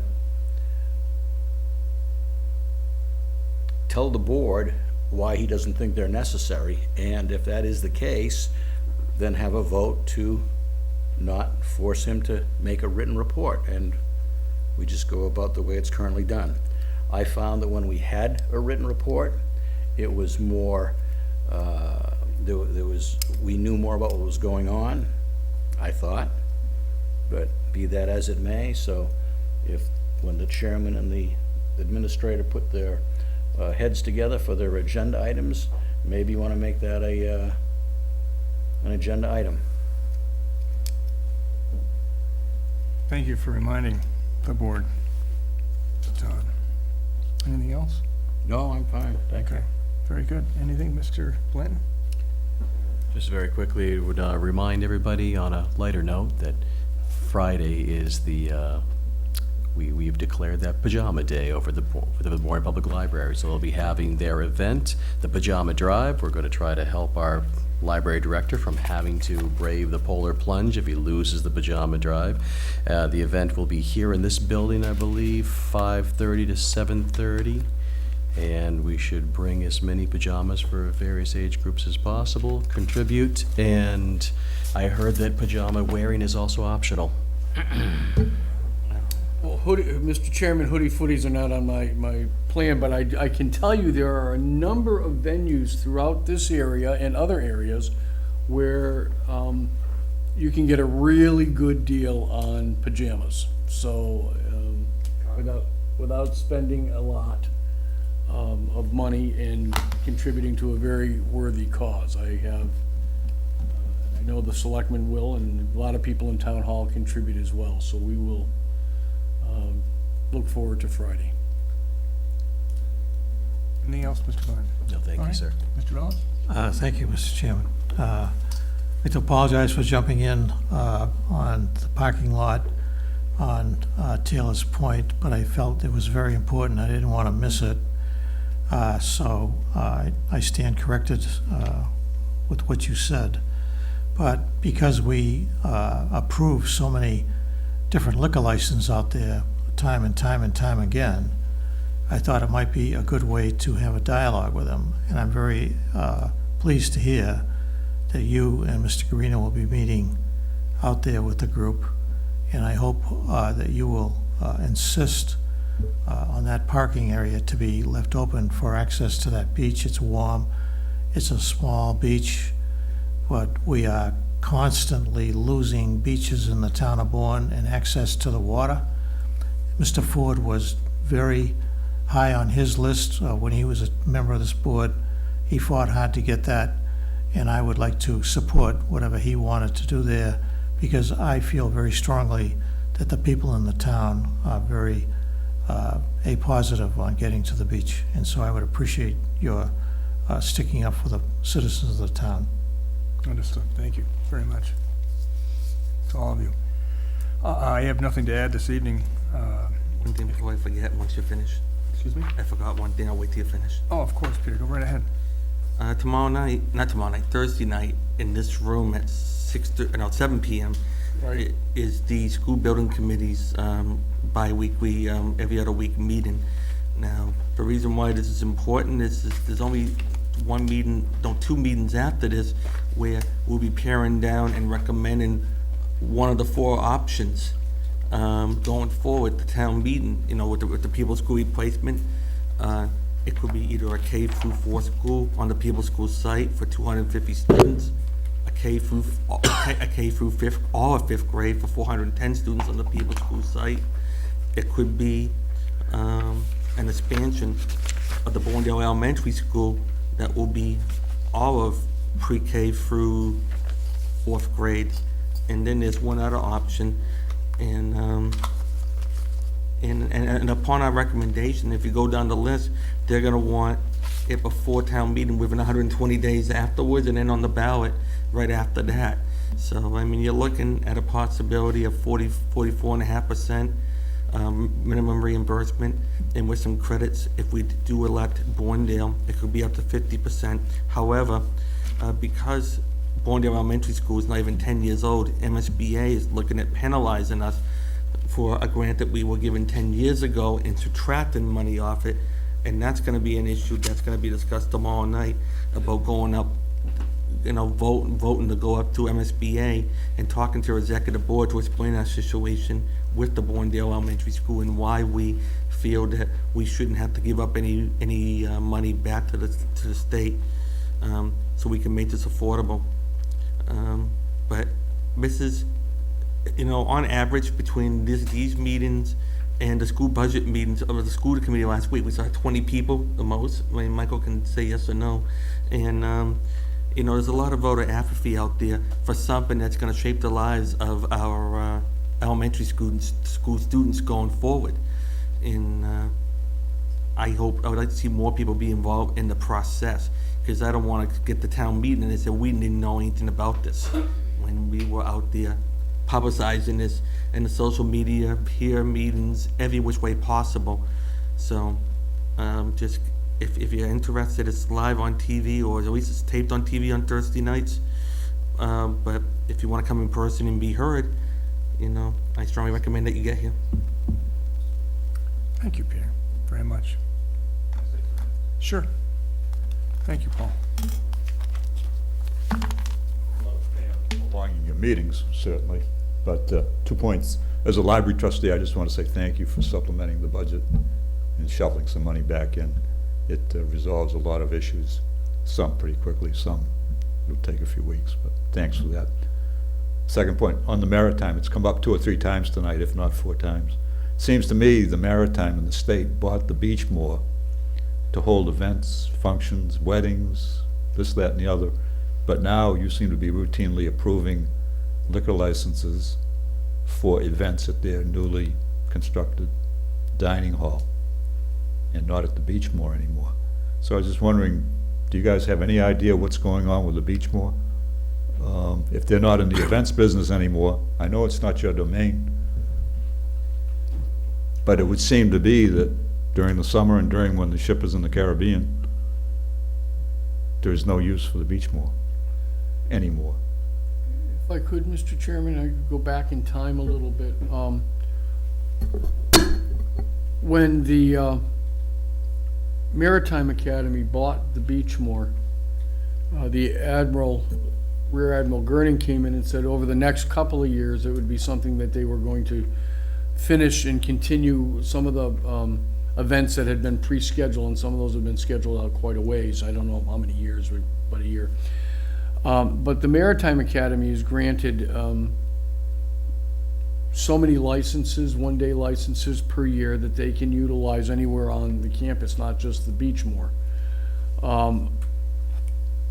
I don't know what the plans for the Beachmore are, but relative to the one-day liquor licenses, they have a number that they're able to utilize per year, and they do have various events for alumni and other things that, events that come in where they do have a request that comes to the selectmen for the 1 days. So the Beachmore was, when it was bought, there was a plan to phase out the events, the weddings and some of the other events that were there. That was in the plans when they brought it over.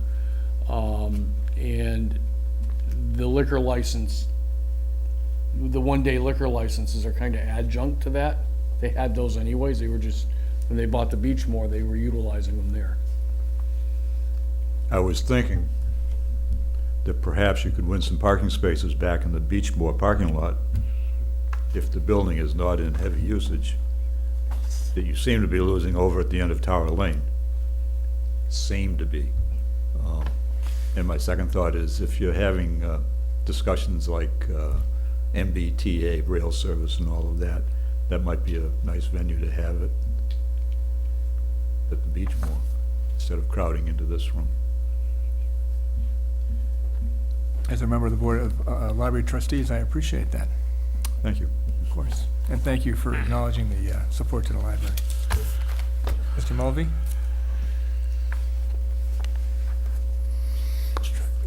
Strictly an informational observation, not an argumentative one. The issue has been raised, it's a legal issue, but it appears that the Academy takes the position that the town does not own or control the beach or access to the beach all the way from the Dolphin to the canal. The pathway to the beach is within the area they say they own and control. The public parking that Selectman Ford arranged, it turns out now is not on town land, it is on Academy land. And most recently, I learned that the last, and I'm going to say 200 feet of pavement on Tower Lane are Academy. The Beachmore parking lot right across the road is Academy, all the way back up to the intersecting road. This all came about because they intend to build a new access to the academy, to the campus, by breaching their fence at their ballpark, building a new curb cut out onto Tower Lane, and a road all the way up into the academy to build what they call a loop road. I was under the impression for years and years that that was a town beach and a town beachway. Turns out that's being challenged. I thought the town owned Town Lane right up to the dead end. Evidently now being challenged that we do not own that pavement up back beyond the Dolphins parking lot. So the town stands to lose access to a very, very productive shell fishery, as well as a very, very nice bathing beach. So it is a question, I understand, before the town. And the whole thing comes as a revelation. Personally, I can't understand how the town can relinquish access, legal access to that shell fishery and the public, which should be a public beach. It's a difficult situation, but the future of the town, I think, is definitely involved and should be protected. Thank you for the opportunity to bring forth that information. I'm going to leave that, just for the benefit of the board members, as a commentary that would have been typically brought up under open session, because it's not an agenda item. I will, though, I think we will have to have an agenda item in the very near future relative to the discussions that have been going on relative to this whole situation. So I'll endeavor to put that on a very near close Thank you. future agenda. I think it would be beneficial not only to the board members, but to the residents of Taylor's Point and the town as well. And we'll have an economic development workshop soon. Meeting with the chair of the director of the chamber on Thursday of this week to start moving that forward. Yes, sir. Thank you. Okay. I wasn't going to say anything, but I did want to mention we had signed 2 letters this evening relative to a trip that I had been invited to by the Upper Cape Vocational Technical High School. And I accompanied 12 or 13 of the junior class engineering students up to IDEX in Middleborough, Mass. IDEX is a company that used to be here in Pecasset. It was formerly started as Sapphire Engineering and was located up off of Portside Drive. And I had worked for Sapphire Engineering for 18 years. I just want to relay to the board and to the public about how impressed I was with these students from the junior class. They showed a great deal of participation. They asked a lot of questions. And also to thank, on behalf of the town and board publicly, the members of the IDEX staff and the employees that we interacted with, who provided an entire half day of not only tours, but interaction with machinery, equipment, engineering, et cetera, and lunch. So I thought they both did a great job on both sides, both the students and IDEX, and I want to extend that gratitude on behalf of the town publicly. So thank you all. So with that, if there's no other business to come before this board this evening, I would entertain a motion. So moved. Second. Thank you. I have a motion that's been made and seconded to adjourn. All those in favor, please say aye. Aye. And opposed? Motion Motion carries. Thank you all, gentlemen. Good night, everyone. Good night.